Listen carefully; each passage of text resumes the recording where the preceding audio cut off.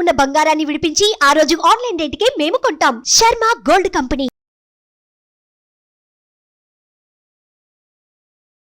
నమస్కారం. ప్రస్తుతం మనతో పాటు ఇస్కాన్ టెంపుల్ నుంచి ప్రణవానంద ప్రభుజీ ఉన్నారు.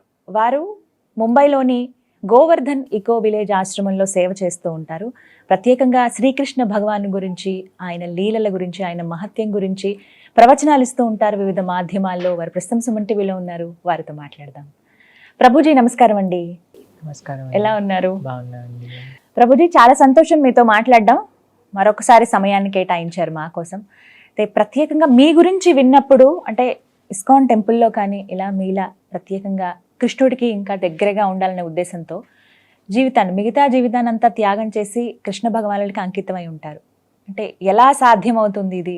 మీ గురించి చెప్పండి. మీరు చాలా చక్కగా చదువుకున్నారని విన్నాం. కామన్గా ఆలోచించేది ఏంటంటే అంత బాగా చదువుకున్న వాళ్ళు ఉద్యోగం చేయాలి, ఆ లగ్జరీ లైఫ్ని ఎంజాయ్ చేయాలని కోరుకుంటారు.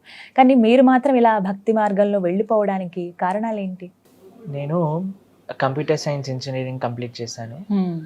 అయితే చాలామంది మమ్మల్ని అడుగుతూ ఉంటారు, ప్రభుజీ మీరు ఇంత చదువుకున్నారు, మీరు ఇంత హ్యాపీగా ఉండొచ్చు, మీకు ఇంకా ఇంత మంచిగా ఎడ్యుకేషన్ ఉంది, మీ దగ్గర డబ్బులు ఉన్నాయి అని అడుగుతూ ఉంటారనమాట. కానీ థింగ్ ఈజ్, మేము చిన్నప్పటి నుంచి కూడా నా విషయానికి వస్తే ఆధ్యాత్మికంగా పెరిగాం. ప్లస్ చిన్నప్పటి నుంచి కూడా ఆధ్యాత్మిక వైపు భగవంతుడి యొక్క సేవ చేయాలి అని, సమాజానికి కొద్దిగా నా వంతు సేవను అందించాలి అనే ఒక ప్రేరణ చిన్నప్పటి నుంచి ఉండేదన్నమాట. అయితే మేము స్కూల్లో చదువుకుంటున్నప్పుడల్లా మా అమ్మగారికి చెప్పేవాళ్ళం, మా నాన్నగారికి అమ్మగారికి, అమ్మ మేము పెద్దగా అయ్యాక ధర్మానికి సేవ చేస్తాము, స్వామీజీ అయిపోతాము అని అంటూ ఉండేవాళ్ళం అనమాట. అయితే వాళ్ళు అనుకునే వాళ్ళు చిన్న పిల్లలు కదా, వీళ్ళు అలానే అనుకుంటున్నారేమో అని. బట్ చిన్నప్పటి నుంచి మాకు అదే ఒక ఒపీనియన్ ఉండేది. దాని తర్వాత చదువుకున్నప్పుడు కూడా వెన్ ఐ వెంట ఆ ఇంజనీరింగ్ కాలేజ్లో హాస్టల్లో ఉండేవాళ్ళం మేము. చెన్నైలో చదువుకున్నాను నా ఇంజనీరింగ్. అయితే అప్పుడు అన్ని చూసి కూడా వాళ్ళు ఏమనుకున్నారంటే, మేబీ బయటికి వెళ్ళి ఆ ఎన్వైరన్మెంట్ వాళ్ళందరినీ చూస్తే ఏమన్నా మనసు మారుతుందేమో అని అంత దూరం పంపించారు. కానీ అక్కడికి వెళ్ళాక నా మనసు ఇంకా స్ట్రాంగ్ అయిపోయింది అనమాట, తప్పకుండా ఇదే దాంట్లో వెళ్ళాలి. ఎందుకంటే అండి మీకు ఒక విషయం చెప్తాను. నేను కాలేజ్కి వెళ్ళినప్పుడు అక్కడ ఫస్ట్ ఇయర్లో మేము ఉన్నప్పుడు అండి, మా హాస్టల్లో ఉండే వాళ్ళకి చాలా తక్కువ మందికి మాత్రమే చెడు అలవాట్లు అనేవి ఉండేవన్నమాట. ఇప్పుడు చూడండి, మేము ఇంజనీరింగ్కి వెళ్ళింది 18-19 yearsలో. ఆ టైంలో మన కర్తవ్యం ఏంటి? చదువుకోవాలి, తల్లిదండ్రులకు మంచి పేరు తీసుకొని రావాలి, మన జీవితంలో ముందుకెళ్ళడానికి ఏదైతే కావాలో దాన్ని నేర్చుకోవాలి అంతే. కానీ అక్కడ ఉండే డిస్ట్రాక్షన్స్ చూసి అక్కడ ఉండే వాళ్ళందరికీ, వాళ్ళు సంతోషంగా ఉన్నారా అంటే అటు సంతోషంగా లేరు, ఇటు మంచి పనులు కూడా చేయట్లేదు. ఈ రెండు చూసి, ఈ ప్రపంచాన్ని మొత్తం చూసాక, ఈ భగవంతుడి యొక్క భక్తుల్ని చూసాక నాకు అనిపించింది ఇంకా స్ట్రాంగ్ అయిపోయింది అనమాట, నేను ఈ విధంగా సేవ చేయాలి అని అనుకున్నాం అనమాట. కానీ మీకు ఒక విషయం ఏంటి అని అంటే, చాలా మంది అడుగుతారు, ప్రభుజీ మీరు ఇస్కాన్ వాళ్ళ వల్ల ఇలా సాధు అయిపోయారా అంటే, కాదండి, మాకు చిన్నప్పటి నుంచి ఆ ఒపీనియన్ ఉండేది, ఆ స్ట్రాంగ్ డిటర్మినేషన్ ఉండేది. మీకు ఒక చిన్న విషయం చెప్తాను. ఒక సైనికుడు ఉన్నాడు, దేశాన్ని సంరక్షించాలి అని అనుకుంటున్నారు. ఆయన నేను ఇంట్లో ఉండి సంరక్షిస్తా అంటే అవుతుందా అండి? కుదరని పని. కాబట్టి ఒక దానికోసం మనం ఫుల్గా డెడికేట్ అవ్వాలి అని అంటే ఏదో ఒక విధంగా కొద్దిగా మన వంతు త్యాగం అనేది మనం చేయాలి. ఇప్పుడు ఇందాక మీరు చెప్పారు, మీరు స్టూడియో రావాలి అని అంటే పిల్లవాడిని ఒకరి దగ్గర ఒప్పేసి రావాలి. కానీ మన మనసు ఎక్కడ ఉంది? పిల్లవాడిని చూసుకోవాలి అని ఉంది. కానీ ఆ మాత్యం త్యాగం చేయాలి కదా మన యొక్క ధర్మాన్ని అనుసరించడానికి. కాబట్టి మాకు చిన్నప్పటి నుంచి మా యొక్క సంకల్పం ఏంటి అని అంటే, నేను ఎలాగైనా సరే భగవంతుడి యొక్క సేవగా సమాజానికి సేవ, దేశానికి సేవ చెయ్యాలి, నా మొత్తం సమయం ఆ భగవంతుడి యొక్క సేవలో వినియోగించాలి అని అనుకుంటే వాళ్ళం అనమాట. ఇప్పుడు చూడండి, మేము ప్రొద్దున పూట 3:30 గంటలకి లేచినప్పటి నుంచి రాత్రి పడుకునే 9:30 వరకు ఎవ్రీ మూమెంట్ మేము సేవ చేసుకోగలుగుతున్నాం. అధ్యయన సేవ, దీంతో మా జీవితం అంతా సక్రమంగా గడుస్తుంది. ఇంకో ప్రశ్న చాలా మంది అడిగేది ఏంటంటే, మళ్ళీ తల్లిదండ్రులను ఎందుకు ప్రభుజీ మీరు బాధ పెడుతున్నారు అని అంటారు. కానీ మా అమ్మగారు నాన్నగారు ఇద్దరు కూడా చిన్నప్పటి నుంచి నన్ను చూశారు కదండి, కాబట్టి వాళ్ళ పూర్తి ఆశీర్వచనం మాకు ఉండింది.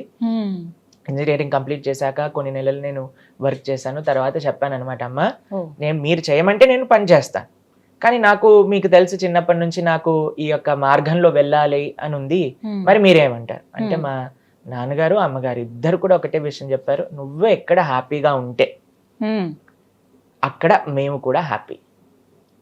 Hmm. ఎంతో మంది మా అమ్మగారు ఇప్పుడు కూడా చెప్తూ ఉంటారు, అందరూ కూడా వాళ్ళ యొక్క స్వార్థం కోసమని, వాళ్ళు బాగుండాలి అని కష్టపడుతున్న వాళ్ళు చాలా మంది ఉన్నారు. కానీ ఈ దేశం కోసం, ధర్మం కోసం ఒకళ్ళు ఆలోచించి వాళ్ళ జీవితాన్ని సమర్పణ చేస్తే దానికంటే గొప్ప అదృష్టం ఏముంది అని అంటారనమాట. కాబట్టి నిజంగా చెప్పాలి అని అంటే వాళ్ళ యొక్క ప్రోత్సాహం, వాళ్ళ యొక్క ఆశీర్వాదాల వల్ల మేము ఈరోజు ఈ యొక్క భగవంతుడి గురించి మాట్లాడగలుగుతున్నాము అని అంటే వాళ్ళ యొక్క కృప. మీకు అనిపించుతాండి అంటే ఇప్పుడు సమాజంలో చూస్తుంటారు కదా, మీతోటి వాళ్ళని మీ ఫ్రెండ్స్ కానీ ఎవరైనా కలిసినప్పుడు అరే ఏంటి నువ్వు ఇలా అంటూ మాట్లాడతారా అండి మీతో ఎవరైనా? అయితే నాకు చిన్నప్పటి నుంచి నాకు అలవాటు ఏంటంటే మంచి స్నేహం. మొన్నసారి మాట్లాడుకున్నప్పుడు కూడా మనం మీకు ఒక విషయం చెప్పాను, ఎంత మంది ఉన్నారు కాదు, ఎంత మంచి వాళ్ళు మనతో ఉన్నారు అని. సత్సంగత్వే నిస్సంగత్వం, నిస్సంగత్వే నిర్మోహత్వం, నిర్మోహత్వే నిశ్చలతత్వం, నిశ్చలతత్వే జీవన్ముక్తి. లోకే సజ్జన సంగతిరేక భవతి భవార్నవ తరణే నౌక అంటారు. ఈ లోకంలో మంచి ఫ్రెండ్షిప్ అనేది చాలా రేర్ అండి. కాబట్టి నాకు చాలా మంది మంచి స్నేహితులు ఉన్నారు, ఇప్పటికీ ఉన్నారు. నేను ఇంజనీరింగ్ చదువుకున్న వాళ్ళు, స్కూల్లో చదువుకున్న వాళ్ళు అందరు కూడా నాతో మాట్లాడతారు. ఏం మాట్లాడతామో తెలుసా అండి, మేము ఎంత బాగా నువ్వు సేవ చేస్తున్నావు, మేము కూడా మీ ఆశ్రమానికి వచ్చి ఉండాలనుకుంటున్నావు. వాళ్ళల్లో ఎవరైనా ఇలా మీలా? లేదు అండి, చాలా తక్కువ మంది. నేను ఒక్కని ఈ యొక్క మార్గంలోకి వచ్చినా సరే వాళ్ళు ఎప్పటికీ కూడా ఎంతో అప్రిషియేట్ చేస్తారు నన్ను. వాళ్ళు అంటారు మా పిల్లలు పుట్టాక మీ ఆశ్రమానికి పంపించేస్తామని చెప్తారనమాట. కాబట్టి everybody is very well appreciative. ఎందుకంటే మనం చేసే సేవ ఇప్పుడు చూడండి, ఒక్కొక్కళ్ళు ఒక్కొక్క విధంగా సమాజానికి, దేశానికి సేవ చేయగలుగుతారు. మరి మా సేవ ఏంటి? మేము ఇలా ఇల్లు వదిలేసి శాస్త్రాన్ని అధ్యయనం చేస్తూ మేం చేసే సేవ ఏంటి అని అంటే, భగవంతుడి యొక్క ఆ తత్వం ఏదైతే ఉందో దాన్ని యథావిధిగా శాస్త్రాలలో ఆచార్యులు ఏం చెప్పారు అనే విషయాన్ని మేము అధ్యయనం చేస్తూ అది 10 మందికి చెప్పటం. దానివల్ల ఏమవుతుంది అని అంటే భగవంతుడికి దగ్గర అవుతారు. ఎప్పుడైతే మనం భగవంతుడికి దగ్గర అవుతామో ఈ ప్రపంచంలో ఉండే ఏ కష్టము కూడా మనల్ని బాధించలేదు. ఎదుర్కొనే శక్తి, ఆ ధైర్యాన్ని భగవంతుడు ఇస్తాడు. మీకు ఒక చిన్న స్టోరీ చెప్పనా? ఒకసారి ఒక పిల్లవాడు ఉన్నాడు, చాలా ధనవంతుల యొక్క కుమారుడు అనమాట. ఆయన తప్పిపోతాడు. తప్పిపోయినప్పుడు ఒక ఆయన చూస్తాడనమాట, అయ్యో ఈయన పిల్లవాడు తప్పిపోయాడు, ఏడుస్తున్నాడు కదా అని అనుకొని ఆ పిల్లవాడిని తీసుకొచ్చి వాళ్ళ ఇంట్లో పెట్టి చక్కగా తినిపించి స్నానం చేయించి రెడీ చేయించి ఆయన అంటారు, అయ్యా నేను నిన్ను చాలా బాగా చూసుకుంటా అని ఒక స్కూల్లో జాయిన్ చేసి పెంచుతూ ఉన్నాడు అనమాట. ఎవరింట్లో అయితే ఈయన పెరుగుతున్నారో దానికంటే వీళ్ళ యొక్క సొంత తండ్రి కొన్ని లక్షల కోట్ల రూపాయలు ఆయన దగ్గర ఉన్నాయి, చాలా ధనవంతుడు. ఇప్పుడు మీరు చెప్పండి, ఈయన ఆయనని చూసుకోవటం మంచిదా, వాళ్ళ తండ్రి దగ్గరికి పంపించడం మంచిదా? ఏది బెస్ట్ అంటారు? ఈయన బ్రహ్మాండంగా చూసుకుంటున్నారు, లోటు లేదు. కానీ ఈయన దగ్గర అన్ని డబ్బులు లేవు, అంత శక్తి లేదు చూసుకోవడానికి. కానీ తప్పిపోయిన పిల్లవాడు కదా అని చేరదీశాడు.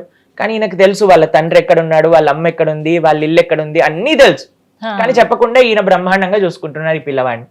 ఏది బెస్ట్ అంటారు? ప్రేమే కదా కావాలి మనిషికి. ప్రేమ కావాలి, ఆప్యాయత కావాలి. ఎవరి దగ్గర నుంచి కావాలి? వాళ్ళ నిజమైన తల్లిదండ్రుల దగ్గర నుంచి కావాలి. కాబట్టి ఈయన అన్నిటికంటే బెస్ట్ సేవ ఏం చేయాలి? అయ్యా మీ ఇల్లు అడ్రస్ ఇది అని ఆయన తీసుకెళ్లి వాళ్ళ తల్లిదండ్రుల దగ్గర దిగబెట్టేసేయాలి. అప్పుడు వాళ్ళ తండ్రులు ఎంత బాగా సేవ చేసుకోగలుగుతారు ఈయనని. కాబట్టి మనం చేసే సేవ ఏంటి? ప్రభుపాదులు వారు చెప్తారు, ఇస్కాన్ని స్థాపన చేసిన వాళ్ళు, మనకి ఈ సమాజంలో సేవ, సమాజంలో అందరినీ ఒక మంచి డైరెక్షన్ లో తీసుకెళ్లడం. అయ్యా మన యొక్క తల్లిదండ్రులు వీరు, ఇది ధర్మం, ఈ ధర్మాన్ని ఆచరించండి.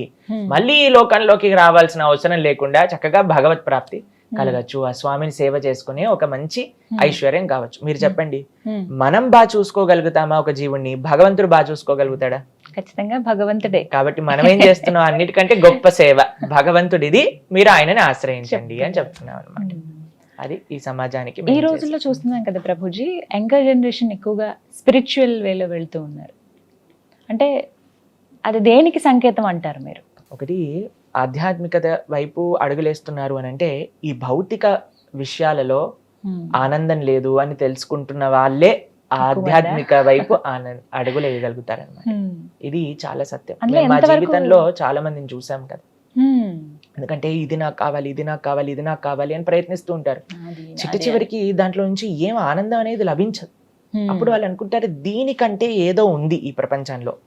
లేదా ఎవరైనా భక్తుల్ని చూసారనుకోండి, వీళ్ళు ఎందుకు ఇంత ఆనందంగా ఉన్నారు, భక్తుల దగ్గర చాలాసార్లు అంత ఐశ్వర్యం కానీ అంత భౌతికంగా ఉండే ఫెసిలిటీస్ ఉండకపోవచ్చు, అవును. కానీ బ్రహ్మాండంగా హాయిగా ఉంటారన్నమాట. కొంతమంది వాదన ఉంటుంది ప్రభుజీ, లైఫ్ అంటే ఎంజాయ్ చేయడానికి, మళ్ళీ మళ్ళీ మనకి లైఫ్ రాదు, ఉన్నది ఒకటే జిందగీ, ఎంజాయ్ చేయాలి, ఇప్పుడున్న పరిస్థితి మనం ఎలా ఉన్నాం అలా హ్యాపీగా గడపాలి, మన ఫ్రెండ్స్తో ఫ్యామిలీతో మనం అనుకున్నది చేసేయాలి అంతే, ఇదే కదా లైఫ్ అంటే అంటారు కొంతమంది. మరి వారికి మీరు ఇచ్చే సమాధానం? ఈ ప్రపంచంలో జస్ట్ డూ ఇట్ అని అంటారనమాట. Don't think, just do it అని అందరూ కూడా అంటూ ఉంటారు. కానీ మీకు ఒక విషయం చెప్తానండి, మన శాస్త్రం చెప్తుంది మనం ప్రతి విషయాన్ని కూడా దుర్లభో మానుషో దేహో తదపి దుర్లభమర్థదం మనుష్యత్వం ముముక్షత్వం వైకుంఠ ప్రియ దర్శనం. 84 లక్షల జీవరాశులలో అన్నిటికంటే దుర్లభమైనది మానవ జన్మ. ఇప్పుడు చూడండి, మనం ఎన్నో ప్రాణులను చూస్తూ ఉంటాం ప్రతి నిత్యము కూడా. ఏ ప్రాణి అయినా ఇలా కూర్చొని కృష్ణుడు అంటే ఏంటండి, భగవద్గీత అంటే ఏంటండి అని అడిగే జ్ఞానం ఉంటుందా చెప్పండి? లేదు. ఆహార నిద్ర భయ మైథునం చ సామాన్యయేతత్ పశుభిర్నరాణ. ఆహారం అంటే తినటం, నిద్ర పడుకోవటం, భయ అని అంటే ఒకరినొకరు డిఫెండ్ చేసుకుంటూ కాపాడుకోవటం, మైథున అని అంటే పిల్లల్ని కనటం. ఇది అందరూ కూడా చేసే పనే కదండి, మానవుడు కాదండి, ప్రతి జీవుడు కూడా అదే పని చేస్తున్నాడు. ఏ పశువుని చూసినా సరే అదే పని చేస్తుంది. మరి ఇంత గొప్ప మనుష్య జీవితం కలిగి మనం కూడా ఆహార నిద్ర భయం అవుతున్నాం, దీని గురించే జీవితాన్ని వెచ్చిస్తే దాంట్లో మనుష్య జన్మ వచ్చిన దానికి లాభం ఏంటి చెప్పండి? అది మనము చేస్తున్నాం, ఒక ప్రాణి చేస్తుంది. ఒక పావురాన్ని చూస్తే అదే పని చేస్తుంది, ఒక రోడ్డు పైన వెళ్ళే కుక్కని చూస్తే అది కూడా అదే పని చేస్తుంది. మరి మానవుడికి దానికి ఏంటి తేడా? ఉండాలి కదా. ధర్మోహితేషాం అధికో విశేషో ధర్మస్య హీనః పశుభిర్ సమాన. మానవుడికి మిగతా జీవులని వేరు చేసేది ఏంటి అంటే ధర్మం. ధర్మం అంటే ఏంటి? చాలా సింపుల్గా చెప్తానండి. కొన్ని ప్రశ్నలు మనం వేసుకోవాలి. ఏంటి జీవుడు అంటే ఎవరు? నేను అసలు ఎందుకు ఈ ప్రపంచంలో ఉన్నా? భగవంతుడు అంటే ఎవరు? నాకు భగవంతుడికి ఏంటి సంబంధం? భగవంతుని ఎలా చేరుకోవాలి? ఇది ఆలోచించేవాడు మానవుడు. అథాతో బ్రహ్మ జిజ్ఞాస అంటే జిజ్ఞాస ఉండాలి. ఏంటి ఈ శరీరం? ఎప్పుడైనా మనం చూసాం అనుకోండి, మన ఇంట్లో ఏదైనా ఒక పిల్లి కానీ ఎవరైనా జంతువు ఉందనుకోండి, అది ఆలోచిస్తుందా, నేను ఎందుకు పిల్లిలా పుట్టాను, నేను ఎందుకు ఇలా పుట్టాను, నేను ఎందుకు ఇక్కడ ఉన్నాను, నేనేం చెయ్యాలి? ఏమీ ఆలోచన అవసరం లేదు. ఆహార నిద్ర భయం అయిపోయి వాటికి అంతే. ఈ 4 వాళ్ళ జీవితం ఆనందంగా ఉంటుంది. కానీ మనిషికి మాత్రమే ఆలోచన శక్తి ఇచ్చారు, ఒక ఉత్కృష్టమైన ఒక తత్వాన్ని ఇచ్చారు. దేనికోసం? ఆలోచించడానికి. ఏంటి తత్వం అంటే ఏంటి, ఎలా నేను తరించగలను అని ఆలోచించే ఒక సామర్థ్యం కేవలం మానవుడికి మాత్రమే ఉంది. కాబట్టి అటువంటి మానవ జీవ ఎంతో దుర్లభమైనది. అటువంటి జీవితాన్ని ఇలా పశువుల్లా వెచ్చించడం కంటే మంచిగా ధర్మ మార్గంలో వెళ్ళటం అనేది మనకి చాలా ముఖ్యం. మీకు ఒక చిన్న విషయం చెప్పండి. ఒకసారి ఒక గురువు గారు తన శిష్యుడికి చాలా చెప్పడానికి ప్రయత్నం చేశారనమాట. అయ్యా, నువ్వు మంచిగా మారు, మంచిగా చక్కగా జీవితంలో ధర్మాన్ని ఆచరించు, భగవంతుని ఆశ్రయించు అని చెప్తే అస్సలు వినేవాడు కాదండి. ఒక రాజు, ఒక రాజ్యానికి రాజు అనమాట. చాలాసార్లు చెప్పడానికి ప్రయత్నించారు, కానీ ఈయన మాత్రం జస్ట్ డూ ఇట్, నేను ఏది మనసులో అనుకుంటే అది చెయ్యాలి అని అనుకునేవారు. అయితే ఒకసారి గురువు గారు వచ్చారు, ఈయన ఇలా మారరు అని చెప్పి, అయ్యా నీ రాజ్యంలో ఉండే ఒక గొప్ప మూర్ఖుడిని తీసుకొనిరా, ఆయనకి నేను ఇచ్చే ఈ కర్రని చేతిలో పెట్టు అని చెప్పారనమాట. సరే అని వాళ్ళ భటులని, వాళ్ళ యొక్క సైనికుల్ని, వాళ్ళ యొక్క మంత్రుల్ని అందరినీ పంపించారు.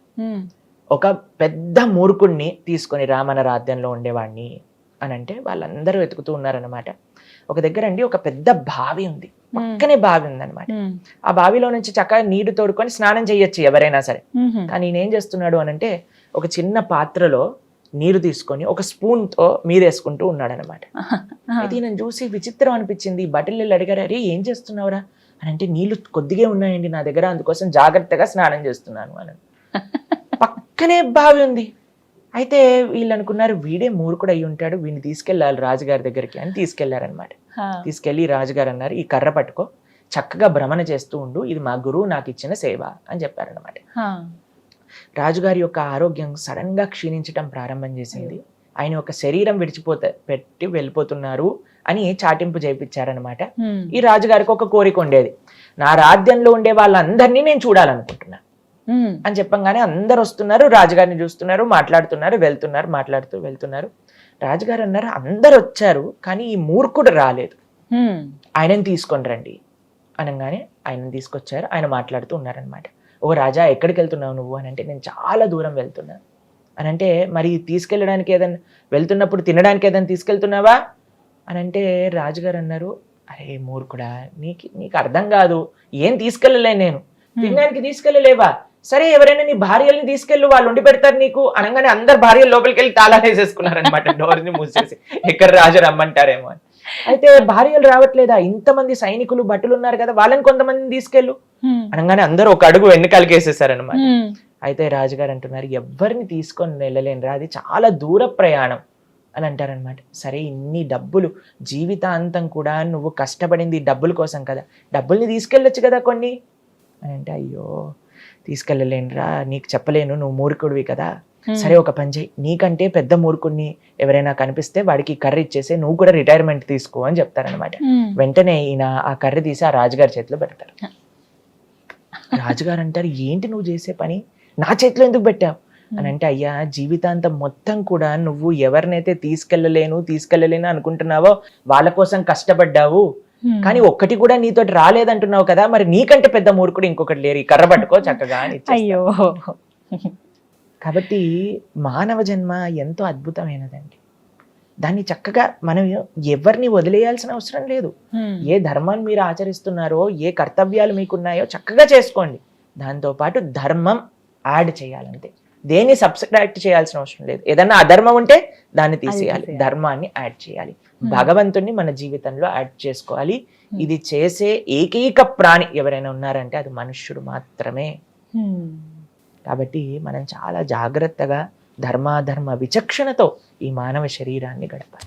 స్వామి, మీరు ప్రత్యేకించి అంటే ఎలా ఇప్పుడు వద్దాం అనుకుంటున్న వాళ్ళు కావచ్చు, మేము కూడా ఇస్కాన్ టెంపుల్కి వెళ్దాం అనుకుంటున్నాం, సాధువులుగా మేము మారిపోదాం అనుకుంటున్నాం అని చెప్పి కొంతమంది చెప్తూ ఉంటారు. అంటే జీవన విధానం ఎలా ఉంటుంది అసలు మీది? యాక్చువల్గా చాలా మంది మాకు చెప్తూ ఉంటారు, ప్రభుజీ మేము కూడా మీ ఆశ్రమానికి వచ్చేస్తాం ప్రభుజీ, అడ్రస్ చెప్పేయండి ప్రభుజీ అని. అయితే మేము జస్ట్ కొన్ని రోజులు వెయిట్ చేస్తాం అనమాట. వాళ్ళు ఎప్పుడైనా ఫోన్ చేస్తారని మళ్ళీ చేయరు. ఎందుకనంటే దీన్ని శ్మశాన వైరాగ్యం అని అంటారు, చూస్తారా? ఎప్పుడైనా ఏదైనా శవం కాలిపోతుంది అనుకోండి, ఈ జీవితంలో ఒక సత్యం ఏంటి, ఎప్పుడు కూడా అశాశ్వతమే, ఇలా మనం ఒక రోజు కాలిపోవాల్సిందే అని అనిపిస్తుంది. అక్కడ నుంచి బయటికి రాగానే మళ్ళీ మన లోకం మనదే ఉంటుంది అంతే. కానీ సాధువులుగా మారాల్సిన అవసరం ఎవరికి లేదండి, కొంతమందికి మాత్రమే. ఎందుకంటే సాధు జీవితం అనేది అంత సులభమైన జీవితం కాదు, చాలా కఠినమైన జీవితం, ఎన్నో నియమాలతో నిష్ఠతో కూడుకున్న జీవితం అన్నమాట. మా యొక్క జీవితం అనేది సేవకే అంకితమైంది. పొద్దున్న నుంచి రాత్రి దాకా ఒక్కొక్క క్షణం కూడా ఆ భగవత్ సేవలో, సమాజ సేవలో, దేశ సేవలో గడుపుతూ ఉంటాం అనమాట. అయితే మేము చెప్పేది ఏంటి అని అంటే, ఎవ్వరూ ఏమి వదిలేయాల్సిన అవసరం లేదు. మంచి మార్గంలో, మంచి ధర్మ మార్గంలో, కృష్ణ భక్తి మార్గంలో మీరు వెళ్ళండి. అది ఎలా అనంటే, మంచిగా ఒక ఇస్కాన్ టెంపుల్ ఉంది, ఎక్కడైతే కృష్ణ భక్తి మనకి తెలుస్తుందో, భగవద్గీత, భాగవతం ఇవి చాలా ముఖ్యం. ప్రతి ఒక్కళ్ళు కూడా అధ్యయనం చేయవలసిన శాస్త్రం.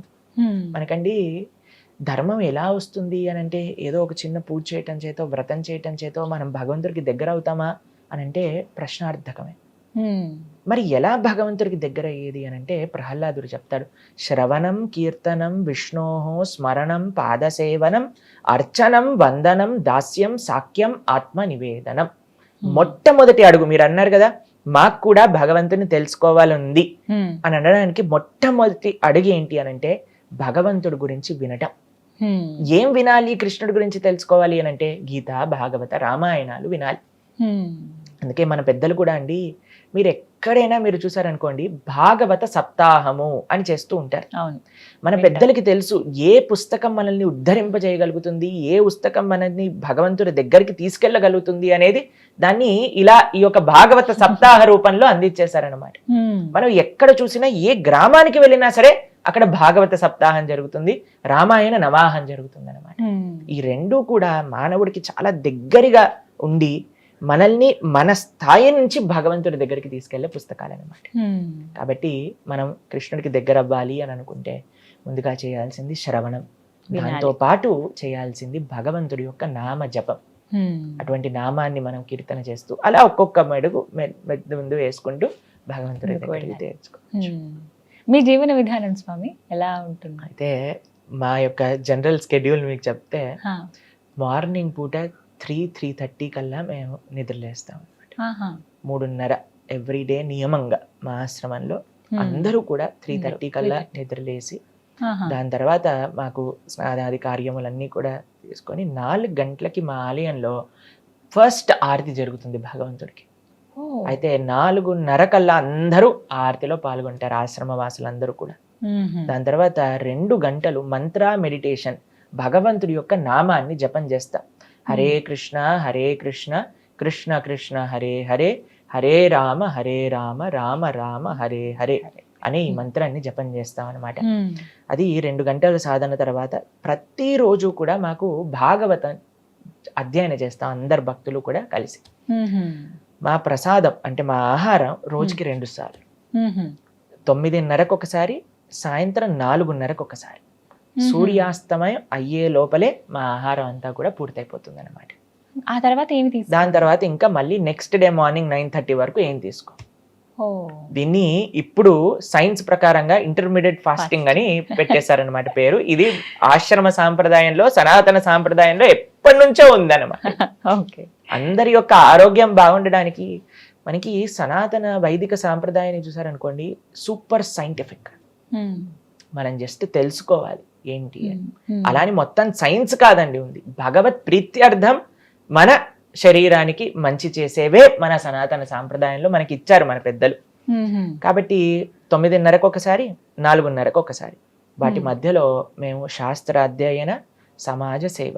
సమాజ సేవ ఏ విధంగా అని అంటే, మేము చెప్పాము మా ముంబై ఎక్కడైతే మా ఆశ్రమం ఉందో అక్కడ అన్నిటికంటే పూరెస్ట్ డిస్ట్రిక్ట్ అన్నమాట, పాల్ఘర్ అనే డిస్ట్రిక్ట్. అయితే అక్కడ తినడానికి చాలా మందికి అసలు అన్నం పప్పు వండుకోవడానికి కూడా డబ్బులు ఉండవు. ప్రతిరోజు కూడా నా సేవ, పర్సనల్ గా నేను చేసే సేవ ఏంటి అని అంటే, మాకు మా ఆలయంలో ప్రసాదాన్ని తయారు చేసి కొంతమంది, ఎంతమంది ఆలయానికి వస్తే అంతమందికి ఫ్రీగా మేము భోజనం పెడతాం భగవంతుడి యొక్క ప్రసాదాన్ని. దాంతో పాటు ప్రతిరోజు మేము వండి వాటిని అక్కడ ఉండే గ్రామాలందరికీ పంపిస్తాం అనమాట, అక్కడ ఉండే ప్రజల కోసం అనమాట. ఇది మధ్యాహ్నం పూట ఇటు వంట వాళ్ళందరినీ పంపించడం, వాటన్నిటిని మేము చూసుకుంటాం. దాంతో పాటు శాస్త్ర అధ్యయనం. ఇప్పుడు చూడండి, మనందరం భారతీయులం, వీఆర్ ఇండియన్స్ అంటారు. భారతీయత అంటే ఏంటి? భారతీయత అంటే భారతీయ సంస్కృతి సంప్రదాయం. భారతం అంటే కేవలం ఒక దేశం, దేశంలో ఉండే ఆ ప్రజలకు ఉండే సాంప్రదాయాలు. అదే మనకుండే సాంప్రదాయాలు అన్ని పోయాయి అనుకోండి, మనం కూడా వెస్టర్నర్స్ గా తయారైపోయాం, ఆల్రెడీ అయిపోయాం అనుకోండి, అది వేరే విషయం. కానీ రేపటి రోజున చాలా మంది అడుగుతూ ఉంటారండి, ఈయన ఇండియన్ లా మాట్లాడట్లేదు, ఈయన ఇండియన్ లా ఉండట్లేదు అని అంటే, we are sold out to western society, what can be done. కాబట్టి మన సంస్కృతి, మన సాంప్రదాయాలను మనం కాపాడుతూ ఉన్నాం అనమాట. దాంట్లో శాస్త్ర అధ్యయన, శాస్త్రాన్ని 10 మందితో పంచుకుంటాం. అయితే మా ప్రసాద 2 సార్లు, 9:30, 4:30. దాని తర్వాత ఇంకా మనం ఏం తీసుకోమన్నమాట. మధ్యలో మేము చేసే సేవ ఏంటి అని అంటే, అక్కడ మా దగ్గర చాలా మంది చాలా పేదవాళ్ళు వస్తూ ఉంటారనమాట. ట్రైబల్ పీపుల్ చాలా మంది అందులో ఉండే కూడా, వాళ్ళందరికీ కూడా మేము ప్రతి నిత్యము కూడా మా వంటశాలలో ప్రసాదాన్ని చేయటం, వాళ్ళందరికీ నివేదన చేయటం. అలానే మేము చేయించి వేరే వేరే ప్రదేశాలలో ఊళ్ళకి కూడా పంపిస్తూ ఉంటాం. అక్కడ ఉండే వాళ్ళందరికీ కూడా ప్రతి నిత్యం అన్నదానం చేయడానికి అనమాట. ఒకసారి ప్రభుపాదుల వారు ఎవరైతే ఇస్కాన్ ని స్థాపన చేసిన ఆచార్యులు ఉన్నారో ఆయన చెప్పారు, ఇస్కాన్ ఒక టెంపుల్ 10 కిలోమీటర్స్ రేడియస్ లో ఎవ్వరు కూడా ఆకలితో పడుకోకూడదు. అందుకే ఇప్పటికీ కూడా 50 లక్షల మందికి పైగా ప్రతి నిత్యము కూడా ఇస్కాన్ ఆలయాల నుంచి అన్నదాన సేవ అనేది జరుగుతుంది. ఇప్పటికీ ప్రతి నిత్యము కూడా. కాబట్టి అలా మేము ప్రొద్దున పూట సమాజ సేవ, దాంతో పాటు శాస్త్రాధ్యయనం. భారత భూమితో హోయిలో మనుష్య జన్మ జార్, జన్మ సార్థకకరి కర పర ఉపకార్. శ్రీ చైతన్య మహాప్రభు చెప్తారు, ఫస్ట్ జన్మ సార్థకం చేసుకోండి, దాని తర్వాత వేరే వాళ్ళకి హెల్ప్ చేయండి. మనకి ఫ్లైట్ లో వెళ్తున్నప్పుడు ఎయిర్ హోస్టెస్ చెప్తుంది, ఫస్ట్ మీరు మాస్క్ పెట్టుకోండి, దాని తర్వాత వేరే వాళ్ళకి హెల్ప్ చేయండి అని. కాబట్టి జన్మ సార్థకతలో మనం శాస్త్ర అధ్యయనం చేయటం, మిగతా వాళ్ళందరికీ కూడా ఆ శాస్త్రాన్ని బోధించటం అన్నమాట. ఈ విధంగా ఉంటుంది. సాయంత్రం పూట ప్రోగ్రామ్స్, ప్రవచనాలు, అక్కడికి మధ్యలో అండి మాకు మెయిన్ సేవ ఏంటి అని అంటే, మా విషయానికి వచ్చేసరికి ఎంతో మందితో మేము మాట్లాడుతూ ఉంటాం అనమాట. వాళ్ళ జీవితంలో ఏ విధంగా వాళ్ళకి ఏదైనా మానసికంగా వాళ్ళకి ఏదైనా హెల్ప్ చేయగలుగుతామా. హండ్రెడ్స్ ఆఫ్ యూత్ మాకు ఫోన్ మాట్లాడుతూ వాళ్ళకి ఏ విధంగా మనం జీవితంలో వాళ్ళకి ఒక ఎవరైనా డిప్రెషన్లో ఉన్నా, సూసైడల్ థాట్స్ వస్తున్నా సరే, వాళ్ళందరికీ ఒక మంచి భగవద్గీత మార్గంలో ఆ వెలుగుని నింపటం, ఇదే మనం చేసే సేవ అనమాట. ప్రతినిత్యము అలా ఉంటుంది. ఆశ్రమంలో గురువుల సేవ, భక్తుల యొక్క సేవ, సమాజ సేవ, శాస్త్ర సేవ, దేశ సేవ, ఇదే మా యొక్క జీవితం. దైవ చింతన ఉండాలి ఒక మనిషికి, కరెక్టే అది. కానీ మిగతా పనులు కూడా చేసుకుంటూ ఉండాలి. యథావిధిగా వాళ్ళ జాబే కావచ్చు, ఏదైనా కావచ్చు, ఫ్యామిలీ లైఫ్ కాదని పూర్తిగా అన్ని కాదనుకునే వెళ్ళిపోతే ఏదో ఒక సమయంలో కాస్త అయినా అని అనిపిస్తుందా? మమ్మల్ని ఈ ప్రశ్న ఇటీవలే మా యొక్క రిలేటివ్ ఒక ఆయన అడిగారనమాట. ప్రభుజీ, మీరు చిన్నప్పటి నుంచి ఇంత ఆప్యులెంట్ గా పెరిగారు, చాలా గారాభంగా పెంచారు మీ తల్లిదండ్రులు ఇద్దరు కూడా, ఎప్పుడు కూడా ఏ కష్టం రానివ్వకుండా, మరి ఆశ్రమంలో మీరు సాప పైన పడుకోవాలి, అక్కడ మీకు ఏం ఫెసిలిటీస్ ఉండవు, మరి మీకు ఎలా అనిపిస్తుంది, కఠినంగా అనిపించదా అని అంటే, మీకు ఒక విషయం చెప్తాను. నా జీవితంలో అన్నిటికంటే హ్యాపీయెస్ట్ మూమెంట్స్ నేను మా ఆశ్రమం లైఫ్లో గడిపాను. ఎందుకంటే కృష్ణ సేవ అన్నిటికంటే ఆనందమైనది. సవై పుంసాం పరో ధర్మో యతో భక్తిర్ అదోక్షజే అహైతుకి అప్రతిహత యయాత్మ సుప్రసీదతే. భాగవతం చెప్తుంది, ఒక జీవుడికి తన స్వాంతన సుఖం కావాలి అని అనుకుంటే చేయాల్సింది భగవంతుడి యొక్క ఆరాధన. అహైతుకి అప్రతిహత అనంటే ఏ కోరికలు మాకు లేవండి. మేము భగవంతుడి ముందు నించున్నప్పుడు ఏ కోరిక అడగం. స్వామి, నేను మీ యొక్క సేవ ఎలా చెయ్యాలి, మీకు మేమైనా చెయ్యొచ్చా, ఇదే భక్తి అనంటే. మేము ప్రతిరోజు స్వామి దర్శనం, కనీసం మీరు చూడండి, ఒకసారి మీకు ఒక చిన్న విషయం చెప్తాను. ఎప్పుడైనా మీరు గుడికి వెళ్ళారనుకోండి, గుళ్ళ ప్రసాదం తీసుకున్నారనుకోండి, ఎంత బాగుంటుంది గుడికి వెళ్తే, ఒక ప్రశాంతత, అసలు ఎంత బాగా అనిపించింది, ఆ రోజంతా బాగున్నట్టు అనిపిస్తుంది. మేము ఆలయంలోనే ఉంటాం, ఇంకా మా జీవితం ఎందుకు బాధగా ఉంటుంది చెప్పండి.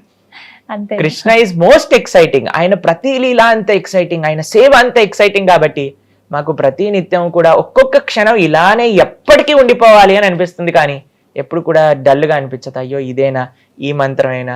ఇప్పుడు చూడండి, ఈ ప్రపంచంలో ఏ భౌతిక విషయమైనా సరే ఒక రోజు దాటింది అని అంటే దానిపైన, ఇప్పుడు మీకు న్యూస్ పేపర్ ఇచ్చాను, ఓ నిన్నటిదా అని పక్కన పెట్టేస్తా.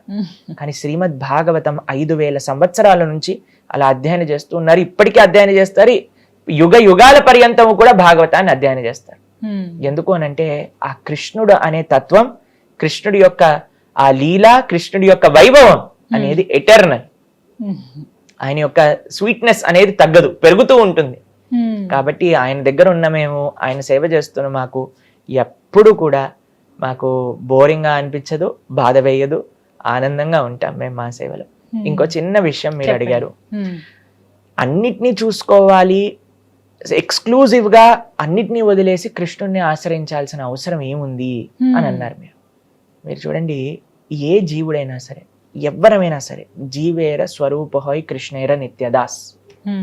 మనము వీఆర్ ఎ స్పిరిచువల్ బీయింగ్, ఆత్మ ఆధ్యాత్మికం. మనం ఒక ఆధ్యాత్మిక జర్నీలో ఈ భౌతిక ప్రపంచంలో ఉండేవి స్వీకరిస్తూ మనం భగవంతుడి దగ్గరికి ప్రయాణం చేయాలి. మీకు ఒక చిన్న ఎగ్జాంపుల్ చెప్తాను. పూణే నుంచి ఎప్పుడైనా మీరు ముంబై వెళ్తున్నారనుకోండి, కర్జత్, లోనావాలా అని చిన్న చిన్న ప్లేసెస్ వస్తాయన్నమాట. అయితే ఇక్కడ చిక్కీ ఫేమస్, కొన్ని చోట్ల అవి ఫేమస్ అని ఏం చేస్తుంటారంటే, ఆ స్టేషన్ లాగినప్పుడు జనాలు బయటకు వెళ్ళి వెంటనే అది కొనుక్కొని ట్రైన్ ఎక్కేస్తారు. ట్రైన్ ఎక్కడికి వెళ్ళాలి? ముంబైకి వెళ్ళాలి. అవునా? కావాల్సినవి ఏంటి? ఏవో కొనుక్కోవాల్సిన సామాన్లు కావాలి, ట్రైన్ దిగి ఎక్కి మళ్ళీ వెళ్తూ ఉంటాం. మన యొక్క ఈ మానవ జన్మ యొక్క డెస్టినేషన్ ఏంటి అని అంటే భగవంతుడు. ఆ భగవంతుడి దగ్గరికి వెళ్తున్న మన జీవితంలో మనకి ఏవి భౌతిక సదుపాయాలు కావాలో వాటిని సమకూరుస్తూ భగవంతుడి దగ్గరికి వెళ్ళాలి. కానీ మన జీవితమే భౌతిక సదుపాయాల కోసం కాదు. భౌతిక సదుపాయాలు అప్పుడప్పుడు ఈ రోజు ఈ పూజ వచ్చింది, ఈ పూజ చేసేసా, తర్వాత ఆ వ్రతం వచ్చింది, ఆ వ్రతం చేసేసా, దాని తర్వాత ఆ పండుగ వచ్చింది, ఆ పండుగ చేసేసా. కానీ నా జీవితం ఎక్కడికి వెళ్తుంది అని అంటే ఒక భౌతికత వైపు, నా కోరికలు, నా స్వార్థం వైపు వెళ్ళింది అనుకోండి, దానికి అంటే you are taking a wrong destination. కాబట్టి we are spiritual beings in the material world. ఇది మనం అర్థం చేసుకోవాలి. మనం ఆధ్యాత్మికం, మన ప్రయాణం ఆధ్యాత్మికం, మన డెస్టినేషన్ కృష్ణుడు. ఆయన దగ్గరికి వెళ్ళే మార్గంలో చిన్న చిన్నవి మనం సమకూర్చుకుంటూ వెళ్తూ ఉండాలన్నమాట. ఇది ప్రభుజీ, శ్రీకృష్ణుడి గురించి ఇంకా తెలియని రహస్యాలు, విషయాలు చాలా ఉన్నాయి అని చెప్తూ ఉంటారు. కొన్ని ఇప్పటికీ సందిగ్ధంలో ఉండిపోయినవి కూడా ఉన్నాయి.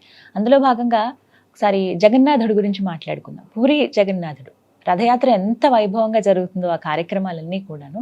అయితే ప్రత్యేకంగా చెప్తూ ఉంటారు, శ్రీకృష్ణ భగవానుడి గుండె ఇప్పటికీ పూరి జగన్నాథ్లో ఉండిపోయింది, ఉంటుంది అని అంటూ ఉంటారు. ఇది ఎంతవరకు నిజమండి? అయితే పూరి క్షేత్రం గురించి మనం కొద్దిగా తెలుసుకుందాం. అసలు ఎలా ఆ జగన్నాథ, బలదేవ, సుభద్ర యొక్క విగ్రహాలు అక్కడ ప్రతిష్టాపనయ్యాయి. మనకి ఇంద్రద్యుమ్న అనే ఒక మహారాజు గారు ఉండేవారు అనమాట. ఆయనకి ఒక కోరిక ఉండేది, స్వామిని నేను చూడాలి, ఆ భగవంతుని దర్శనం చేసుకోవాలి. అయితే ఆ రాజ్యంలో ఉండే ప్రజలందరికీ కూడా ఒక చాటింపు వేయించారు, ఎవరైనా ప్రత్యక్షంగా భగవంతుని చూసిన వాళ్ళు ఉంటే మాకు చెప్పండి, వాళ్ళని మేము చక్కగా సత్కరించి ఆ ప్రదేశంలో మేము కూడా భగవంతుని దర్శనం చేసుకుంటాము అని అన్నారనమాట. అయితే అప్పుడే ఆ రాజ్యానికి ఉత్కల ప్రదేశం, ఉత్కల అంటే ఇప్పుడుండే ఒడిస్సా, అక్కడ నుంచి ఒక సాధువు వచ్చి, అయ్యా నేను ఉత్కల ప్రదేశంలో నీలాచలం అనే దగ్గర భగవంతుని దర్శనం చేసుకున్నాను అని చెప్తారనమాట. అయితే సరే అని ఈయన తన యొక్క మంత్రుల్ని ఇచ్చి పంపిస్తారు, ఆ ఉత్కల ప్రదేశంలో ఎక్కడున్నారో ఈ స్వామిని ఎతికి చూపించండి అనేసరికి అక్కడ ఒక అద్భుతమైన మంత్రి అనమాట. ఆయన బయలుదేరుతారు చక్కగా ఆ ప్రదేశాన్ని వెతకడానికి. వెళ్ళి ఈ ఉత్కల ప్రదేశం ఎక్కడ, ఈ శబర జాతికి సంబంధించిన వాళ్ళు ఆ స్వామిని ఆరాధన చేస్తూ ఉన్నారనమాట. విద్యాపతి అనే ఈయన బయలుదేరారు ఎతకడానికి. అలా అడ్రస్ కనుక్కుంటూ ఈ శబర జాతికి వచ్చేసారు. ఒక ట్రైబల్ పీపుల్ అనమాట వాళ్ళు. అక్కడికి వచ్చేసరికి ఈయన తెలిసింది, ఇక్కడ వీళ్ళు ఆరాధన చేస్తున్నారు, కానీ వాళ్ళు ఎవ్వరికి కూడా చూపించే వాళ్ళు కాదనమాట. అయితే ఏం చేశారు ఆయన, ఈ శబర జాతికి సంబంధించిన ఎవరైతే రాజు ఉన్నారో వాళ్ళ యొక్క కుమార్తెని వివాహం చేసుకుంటారు. ఆవిడ పేరు లలిత. అయితే ఈ విశ్వవసు యొక్క కుమార్తె అయిన లలితని వివాహం చేసుకొని, ఇప్పుడు అల్లుడు గారు అడిగితే చెప్పించాలి కదండి, కొన్ని రోజులు అయిపోయాక నాకు కోరిక ఉంది అని అడుగుతారనమాట. ఏంటి అని అంటే, మీరు ప్రతి నిత్యము కూడా వెళ్ళి ఆరాధన చేస్తూ ఉంటారు కదా, ఆ స్వామిని చూడాలని ఉంది అని అంటారు. అయితే సరే అని తప్పకుండా తీసుకెళ్తాను, కానీ ఎక్కడికి వెళ్తున్నానో ఆ ప్రదేశాన్ని మాత్రం మీకు చూపించాను అని ఏం చేస్తారంటే, కళ్ళకి గంతులు కట్టేస్తారు. విద్యాపతికి గంతులు కట్టేసి తీసుకెళ్ళిపోతారు. అయితే ఈయన ఏం చేస్తాడంటే, చాలా తెలివిగా ఒక ఆవాలు ఒక చిన్న సంచిలో కట్టుకొని దానికి చిన్న హోల్ పెడతారనమాట. పెట్టేసరికి ఆ ఆవాలు ఇలా సంచిలో ఇలా నడుముకి పెట్టుకుంటారు. ఒక్కొక్క ఆవాలు ఇలా పడిపోతూ ఉన్నాయన్నమాట. వాళ్ళ వే అంతా కూడా మార్గం అంతా వెళ్ళేసరికి అక్కడికి వెళ్తారు, చక్కగా దర్శనం చేసుకుంటారు. అద్భుతమైన దర్శనం కలుగుతుంది. నీల మాధవ రూపంలో భగవంతుడు అక్కడ ఉన్నారు. ఈ శబర జాతికి సంబంధించిన వాళ్ళందరూ కూడా స్వామిని ఆరాధన చేస్తూ ఉన్నారు. అక్కడ చూస్తారు, ఆయన ఒక పక్షి ఇలా అని వచ్చి అక్కడ ఉండే కుండం లోపలికి వెళ్ళి ఇలా మునిగింది. వెంటనే వైకుంఠ స్వరూపంలో చతుర్భుజ రూపాలు తీసుకొని వైకుంఠానికి వెళ్ళిపోతుంది అనమాట ఆ యొక్క పక్షి. అంత అద్భుతమైన ప్రదేశం అక్కడ. చూసేసరికి చాలా ఆనందిస్తారు. మా రాజుగారికి చెప్పాలి అని వెంటనే బయలుదేరి ఇంద్రద్యుమ్న మహారాజు గారికి చెప్తారు. చెప్తే మరి దారి ఎలా తెలియదు కదా అనేసరికి అప్పటికి ఈ ఆవాల నుంచి అన్ని చెట్లు వచ్చేస్తాయి, చిన్న మొలకలు వచ్చేసాయి అనమాట. అయితే ఇంద్రద్యుమ్న మహారాజు గారిని పట్టుకొని ఈ విద్యాపతి అక్కడి నుంచి తీసుకొని వెళ్ళేసరికి అక్కడ ఆ దర్శనం అనేది కలగదు. ఆ స్వామి అక్కడి నుంచి అంతర్ధానం అయిపోతారనమాట. ఇక్కడ విశ్వవసు బాధపడతారు, ఇంద్రద్యుమ్న మహారాజు కూడా చాలా బాధపడతారు. ఏంటి, ఏం జరిగింది, ఎందుకు ఇలా స్వామి దర్శనం అంతర్ధానం అయిపోయింది అనగానే స్వామి ఇలా కళ్ళలో కనిపించి, అయ్యా నేను ఇంకొక అద్భుతమైన రూపంలో ఈ ప్రజలందరికీ కూడా దర్శనం ఇవ్వాలి అని అనుకుంటున్నా, కాబట్టి మీరు ఆయన ఒక యజ్ఞాన్ని చేస్తారనమాట. అందులో కనిపించి స్వామి చెప్తారు, ఒక పెద్ద చెక్క ముక్క ఇలా నీళ్ళల్లో ఆ సముద్రంలో వస్తుంది మీ దగ్గరికి, దానితో మీరు విగ్రహాలు చేయించండి అని చెప్తారనమాట. సరే అని ఇంద్రద్యుమ్న మహారాజు గారు దీన్ని తీసుకొచ్చి, కొన్ని రోజులకి భగవంతుడు చెప్పిన విధంగానే వచ్చేసింది. దాన్ని తీసుకొని చూసేసరికి ఎవరు చెక్కుతారు ఇక్కడ నుంచి విగ్రహాలు అనే లోపల విశ్వకర్మ ఒక ఒక చాలా వృద్ధ బ్రాహ్మణుడి యొక్క రూపంలో వస్తాడనమాట. వచ్చి అయ్యా నేను చక్కగా చెక్కి పెడతాను, కానీ నేను బయటికి వచ్చేంత వరకు మీరు రాకూడదు అని చెప్తారు. ఈ కండిషన్తో లోపలికి వెళ్ళిపోతారు. గుండీచ అని అంటే ఈ యొక్క ఇంద్రదుమ్న మహారాజు గారి యొక్క భార్య. ఆవిడికి కొన్ని రోజులు అయ్యాక డౌట్ వచ్చింది, ఏంటి ఈ ముసలాయన లోపలికి వెళ్ళాడు, అసలు చెక్కుతున్నప్పుడు టక్ టక్ సౌండ్ అయినా రావాలి కదండి, ఏమీ వినిపించట్లేదు అని వెళ్ళి ఆ డోర్ దగ్గరికి వెళ్ళి చూసేసరికి అసలు ప్రశాంతంగా అసలు ఇంత వాయిస్ కూడా లేదనమాట. అయితే ఆవిడ అనుకుంది ఈయన చనిపోయాడేమో, ఏమైందో తెలియదు, కాబట్టి మనం విగ్రహాల్ని చూడాలి అని అంటే ఎలాగైనా సరే దీన్ని ఓపెన్ చేయాలి అని డోర్ ఓపెన్ చేయించేశారు. అయ్యో, ఓపెన్ చేయించేసరికి అక్కడ జగన్నాథుడు, బలభద్ర, సుభద్ర ఇన్కంప్లీట్ విగ్రహాలుగా మనకు కనిపిస్తున్నాయి, కానీ అలానే ఉండిపోయాయి అన్నమాట. అయితే ఇంద్రదుమ్న మహారాజు గారికి చాలా బాధేస్తుంది, అదేంటబ్బా ఇలా ఉండిపోయారు జగన్నాథుడు అనేసరికి జగన్నాథుడు సాక్షాత్తుగా కృష్ణుడు తన కలలో కనిపించి, ఈ విధంగానే నేను ఇక్కడ పూరి క్షేత్రంలో చక్కగా ఆరాధన చేసుకోవాలనుకుంటున్నాను. మీరు అడిగారు కదా కృష్ణుడు గుండె ఉందా అని, కృష్ణుడు గుండె కాదండి, సాక్షాత్తుగా కృష్ణుడే జగన్నాథుడిలా ఉన్నాడు అక్కడ. భగవంతుడికి భగవంతుడి యొక్క విగ్రహానికి తేడా లేదు. చాలా మంది ప్రశ్నిస్తూ ఉంటారు, సనాతన ధర్మంలో విగ్రహారాధన లేదు. మీరు చూడండి, భగవంతుడే వచ్చి నా విగ్రహాల్ని చేయించింది అని చెప్తున్నారు. కాబట్టి మనం స్వామి యొక్క శ్రీ విగ్రహాన్ని ఆరాధన చేస్తుంటే అది సాక్షాత్తుగా భగవంతుణ్ణి ఆరాధన చేసినట్టే. మన సనాతన వైదిక సంస్కృతిలో ఎన్నో ప్రమాణాలు ఉన్నాయి మనకి విగ్రహారాధన అన్నిటికంటే శ్రేష్టమైన మార్గము అని చెప్పడానికి. కాబట్టి ఎవరైతే మీ దాంట్లో విగ్రహారాధన లేదు, విగ్రహారాధన అవసరం లేదు అనే వాళ్ళందరికీ కూడా జగన్నాథుడి యొక్క లీలే ప్రత్యక్ష ప్రమాణం. స్వామి సాక్షాత్తుగా తన విగ్రహాన్ని చేయించుకున్నారు. చేయించుకున్నాకండి ఒక అద్భుతమైన ఆలయాన్ని ఇంద్రదుమ్న మహారాజు గారు నెలకొల్పుతారు. చాలా పెద్ద కథ అండి అది, మీకు కొద్దిగా చిన్నగా చెప్తాను. అయితే ఈ ఆలయం వచ్చాక ఈ ప్రతిష్ఠ ఎప్పుడైతే చేస్తారో భగవంతుడు ఇంద్రదుమ్న మహారాజు గారిని అడుగుతారు, ఇంత నా కోసం సేవ చేసావు, ఇంత తపనగా నా ఆలయాన్ని కట్టించావు, ఇంత ప్రేమతో నన్ను ఆరాధన చేస్తున్నావు, నీకు ఏదన్నా కోరిక ఇవ్వాలనుంది, మీరు ఏదన్నా వరం కావాలి అని అంటే కోరుకోండి అని అంటారనమాట. అప్పుడు ఇంద్రదుమ్న మహారాజు గారు 3 కోరికలు కోరుకుంటారు. మీరు ఎప్పుడైనా విన్నారా ఏ కోరికలు అవి అని?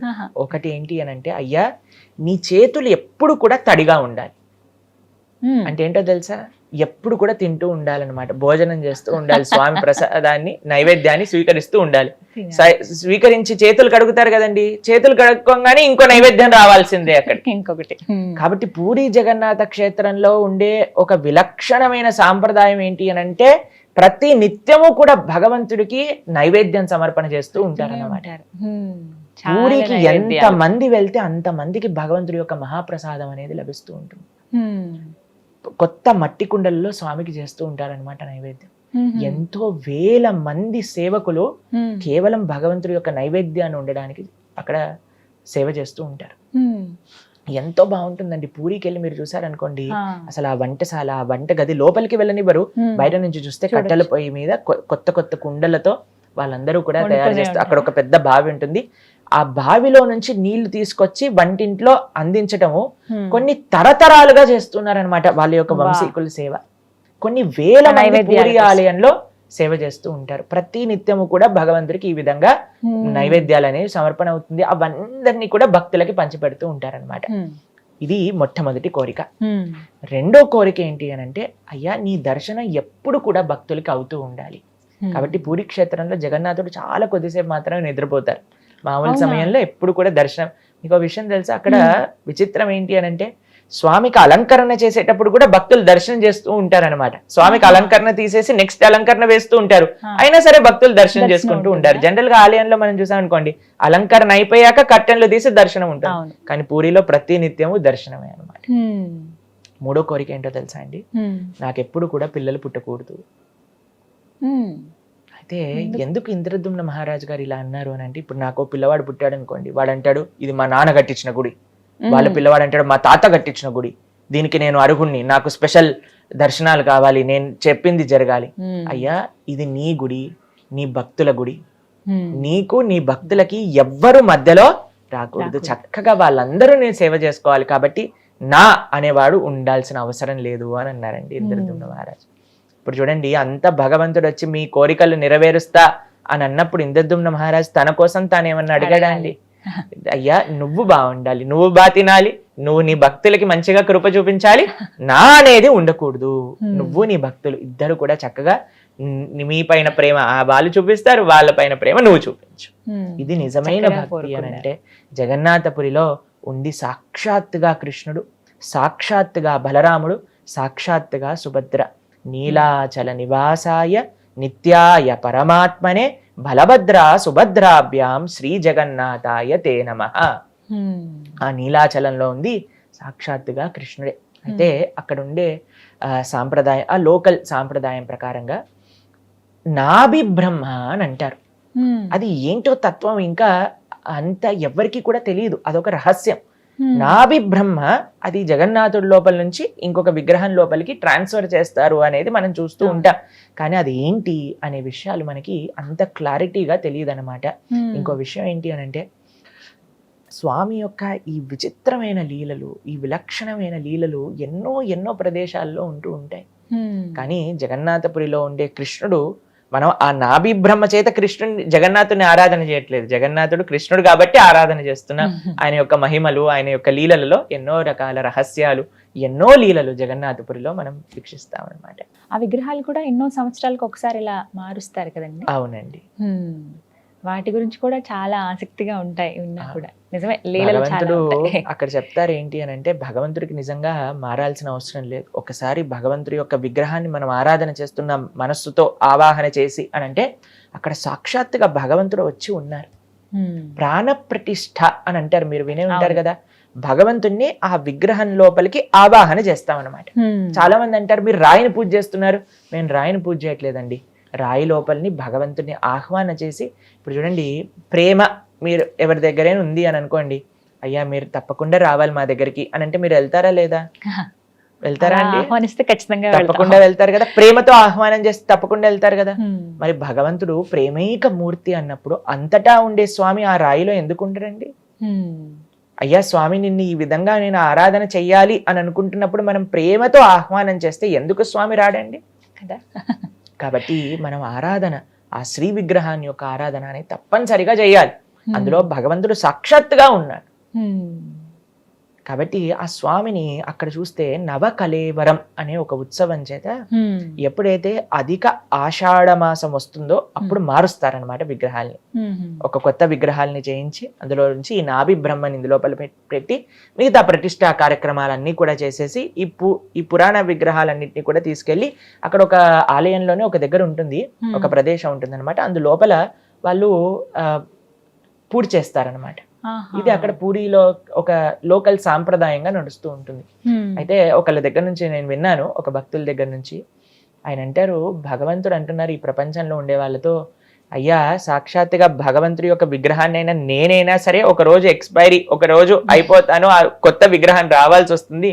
కానీ ఈ ప్రపంచంలో ఉండే మనుషులు అనుకుంటారట నేను ఎప్పటికీ జీవిస్తాను, నాకు అప్పుడు ఎప్పుడు ఎండ్ రాదు అని అనుకోని వాళ్ళ జీవితంలో వాళ్ళ యొక్క ఆశల్ని, వాళ్ళ యొక్క కోరికల్ని వాళ్ళు నెరవేర్తిస్తూ వెళ్తూ ఉంటారు. ఇప్పుడు చూడండి ఎంత ఆశ్చర్యం అని అంటే మనం ఉండే వాళ్ళందరూ కూడా పక్కన ఉండే వాళ్ళు పోతున్నారు అని మనం గమనించినా సరే నేను మాత్రం పోను, నాకు మాత్రం ఎండ్ లేదు అని అనుకుంటారు. అవును. కాబట్టి జనాలకు చూపిస్తూ ఉన్నారట భగవంతుడు ఈ లీల మాధ్యమంగా అని కూడా ఒకళ్ళు చెప్తూ ఉంటే నేను విన్నానమాట. కాబట్టి జగన్నాథుడి యొక్క లీలలు అనంతం, అద్భుతం. కాబట్టి మీరందరూ కూడా తప్పకుండా జగన్నాథ క్షేత్రాన్ని దర్శించండి, ఆ స్వామి యొక్క కృపకు పాత్రలు కాయండి. రథయాత్ర సమయం కాకుండా ఇంకా స్పెషల్ డేస్ ఉంటాయా స్వామి పూరిలో? పూరిలో ప్రతి నిత్యం కూడా ఎన్నో ఉత్సవాలు జరుగుతూ ఉంటాయన్నమాట. రథయాత్ర, దాంతో పాటు స్నాన పూర్ణిమ అని చేస్తారనమాట. స్నాన పూర్ణిమ జగన్నాథుడి యొక్క బర్త్డే అని అంటారు. అయితే ఆ స్నాన పూర్ణిమ రోజు ఏం చేస్తారు అంటే భగవంతుడికి ఎన్నో వందల కలశాలతో అభిషేకం చేస్తారు. దాని తర్వాత భగవంతుడికి జ్వరం వస్తుంది. ఎందుకంటే అన్ని స్నానం చల్లటి నీళ్ళతో స్నానం చేసేసరికి వాళ్ళకి జ్వరం వస్తుంది అని చెప్పి 15 రోజులు దర్శనం ఉండదు అనమాట. అనవసర కాలము అని అంటారు. దాంట్లో ఇప్పుడు చూడండి ఇక్కడ విద్యాపతి అనే మంత్రి గురించి మనం తెలుసుకున్నాం కదా. వాళ్ళ యొక్క పరంపర వాళ్ళందరూ కూడా భగవంతుడికి సేవ చేస్తూ ఉంటారు. విశ్వవసు అనే శబర జాతికి చెందిన వాళ్ళు కూడా భగవంతుడికి ఆలయంలో సేవ చేస్తూ ఉంటారనమాట. ఎప్పుడైతే ఈ అనవసరం అనే సమయం వస్తుందో అక్కడ ఈ శబర జాతికి సంబంధించిన వాళ్ళందరూ కూడా జగన్నాథుడికి ఆ అరణ్యంలో దొరికే మూలికలతో మెడిసిన్స్ తయారు చేసి ఆయనకి ఇస్తూ ఉంటారన్నమాట. అయితే అప్పటికి ఆ భగవంతుడికి జ్వరం వస్తుంది అని చెప్తారు. ఎన్నో అద్భుతమైన పదార్థాలను కలిపి స్వామికి ప్రతినిత్యం నివేదన చేస్తూ వాళ్ళు ఆ జ్వరాన్ని తగ్గిస్తూ ఉంటారన్నమాట. ఇది భగవంతుడు చేసే ఒక లీల, తన భక్తుల యొక్క సేవని బాగా స్వీకరించడానికి అన్నమాట. ఒక డాక్టర్ కి చాలా డౌట్ వచ్చిందండి, నిజంగా జగన్నాథుడికి జ్వరం వస్తుందా, వీళ్ళు ఏం చెప్తున్నారు అని. అయితే ఆయన ఎప్పుడైతే ఇలా ఒక పండితుడు ముందు, ఆ పూజారి ముందు అన్నాడో ఆయనకు చాలా కోపం వచ్చేసింది అనమాట. చెయ్యి పట్టుకుని డాక్టర్ని డైరెక్ట్ గా టెంపుల్లో ఎప్పటికీ దర్శనం ఉండదు ఆ 15 రోజులు, అయినా సరే నన్ను పట్టుకొని తీసుకెళ్లిపోయారు. చెక్ చేయమా జగన్నాథుడిని అని థర్మామీటర్ పెట్టంగానే థర్మామీటర్ టప్ అని పేలిపోయింది అనమాట అక్కడ. అప్పుడు వెంటనే ఈ డాక్టర్ సాష్టాంగ నమస్కారం చేసి జగన్నాథుడికి, అయ్యా నన్ను క్షమించండి, మీ పట్ల అపరాధం చేశాను అని ప్రార్థన చేసిన సంఘటన కూడా ఇటీవల జరిగిందనమాట.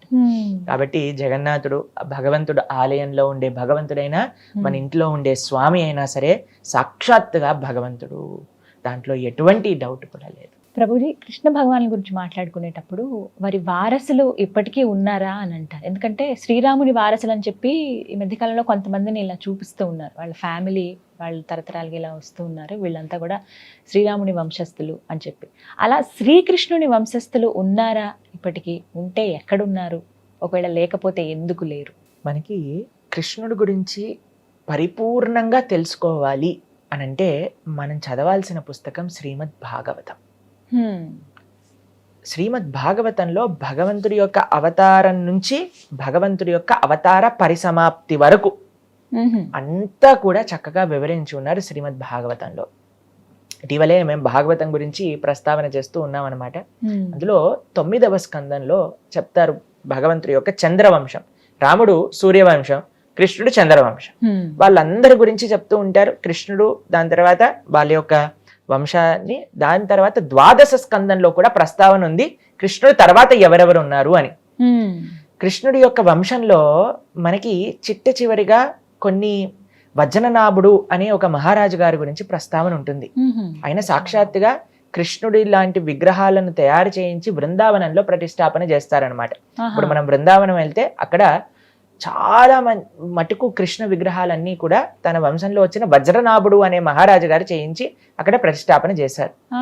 శుకదేవ గోస్వామి భాగవతం చెప్తూ ఉన్నారు కదా, కృష్ణుడి యొక్క ఆ పరంపరనంతా కూడా చెప్తూ వజ్రనాభుడు తర్వాత కొన్ని పేర్లు చెప్పి దాంతో పరంపరను ఆపేస్తారనమాట. కొంతమంది ఏం చెప్తారు అని అంటే, ఈ సూర్యవంశ చంద్రవంశానికి సంబంధించిన రాజులు తపస్సు చేస్తూ ఉంటారు ఎక్కడో, మళ్ళీ కృతయుగం వచ్చాక మళ్ళీ ఆ చంద్ర సూర్య వంశాలను ముందుకు తీసుకెళ్తారు అని కూడా చెప్తారు. కానీ భాగవత ప్రస్తావన మాత్రం మనకి ఇప్పుడు మనం ఉన్న సమయం కలియుగంలో 5000 సంవత్సరాల్లో మనం ఉన్నాం అనమాట. ఇక్కడ ఈ శుకదేవ గోస్వామి ప్రస్తావన చేసిన భాగవతం యొక్క పరంపర మనకంటే ముందు ఒక 2000 సంవత్సరాల ముందే అయిపోయింది. దాని తర్వాత వాళ్ళు ఎక్కడున్నారు ఏంటి అనేది ప్రస్తావన భాగవతంలో లేదు. కాబట్టి కొంతమంది అంటారు వాళ్ళు తపస్సు చేస్తూ ఉన్నారు, మళ్ళీ కృతయుగం తర్వాత మళ్ళీ ఆ 2 పరంపరలు ముందుకు తీసుకెళ్తారు అనే విషయాన్ని కూడా ప్రస్తావన చేస్తూ ఉంటారనమాట. కానీ నిజమైన వారసులు కృష్ణుడికి ఇప్పుడు ఉన్నారా అని అంటే ఉన్నారు. ఎవరో తెలుసా అండి? స్వామిని సేవించే వాళ్ళు, స్వామి భక్తి చేసేవాళ్ళు. గోపికలందరూ కూడా భగవంతుడికి ప్రార్థన చేస్తూ తవ కథామృతం తప్త జీవనం కవిభిరీడితం కల్మషాపహం శ్రవణ మంగళం శ్రీమదాతతం వాళ్ళంటారు. భగవంతుడి యొక్క కథలను, భగవంతుడి యొక్క వైభవాన్ని ఎవరైతే ప్రపంచంలో నలుమూలలా చెప్తూ ఉన్నారో వాళ్ళు కృష్ణుడికి అత్యంత దగ్గరైన వాళ్ళు అని చెప్తారనమాట. కాబట్టి ఎవరైతే ఆ భగవత్ తత్వాన్ని ఇప్పటికీ కూడా అర్థం చేసుకొని మనందరికీ అందిస్తున్నారో వాళ్ళు నిజమైన కృష్ణ వారసులు అనమాట. రక్షతాం సర్వలోకస్య స్వజనస్య పరిరక్షిత అని భగవంతుడి గురించి చెప్తారు. స్వజనస్య అనంటే తనదైన వాళ్ళు. ఎవరు అనంటే తనని ఆశ్రయించే వాళ్ళు, తన భక్తి చేసేవాళ్ళు. కాబట్టి ఇప్పటికీ కూడా కృష్ణుడి గురించి మనం తెలుసుకుంటున్నాం. ఎవరి దగ్గర నుంచి తెలుసుకుంటున్నాం? అటువంటి భక్తులు ఎవరైతే ఉన్నారో వాళ్ళు నిజంగా ఆ కృష్ణుడి యొక్క పరంపరకి చెందిన వాళ్ళే, వారి వారసులుగానే చూడాలంటారు. ప్రభుజీ, ద్వారక గురించి ఎన్నో సందేహాలు ఉన్నాయి. ఇప్పటికీ అసలు ద్వారక నగరం ఉండేదా, ఉంటే ఎలా ఉండేది అని అంటారు. అసలు ద్వారక లేదు, అలాంటి పట్టణాలు ఏవి లేవు, వాటి గురించి ఏదో చెప్తారంతే అనేవాళ్ళు కొంతమంది ఉన్నారు. కానీ సముద్రంలో ద్వారకకి సంబంధించిన ఆనవాళ్ళు ఉన్నాయని కొన్ని పిక్చర్స్ ద్వారా మనం చూస్తూ ఉన్నాం. నిజంగా అసలు ద్వారకా నగరం ఉండేదా? ఉంటే గనక ఎందుకు మునిగిపోయింది?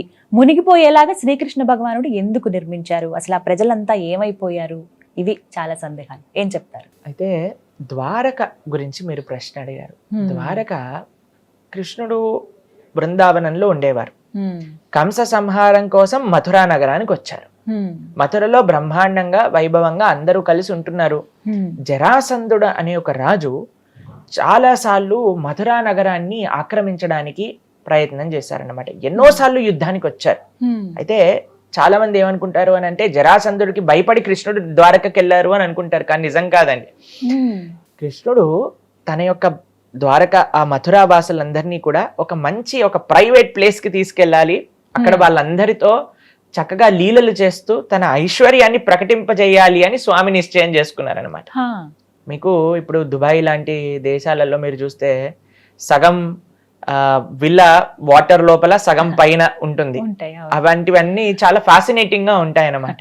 అయితే అలా భగవంతుడు కూడా తమ వాళ్ళందరినీ కూడా ఒక మంచి ఫ్యాసినేటింగ్ ఎక్స్పీరియన్స్ ఇవ్వాలి అని అనుకున్నారు.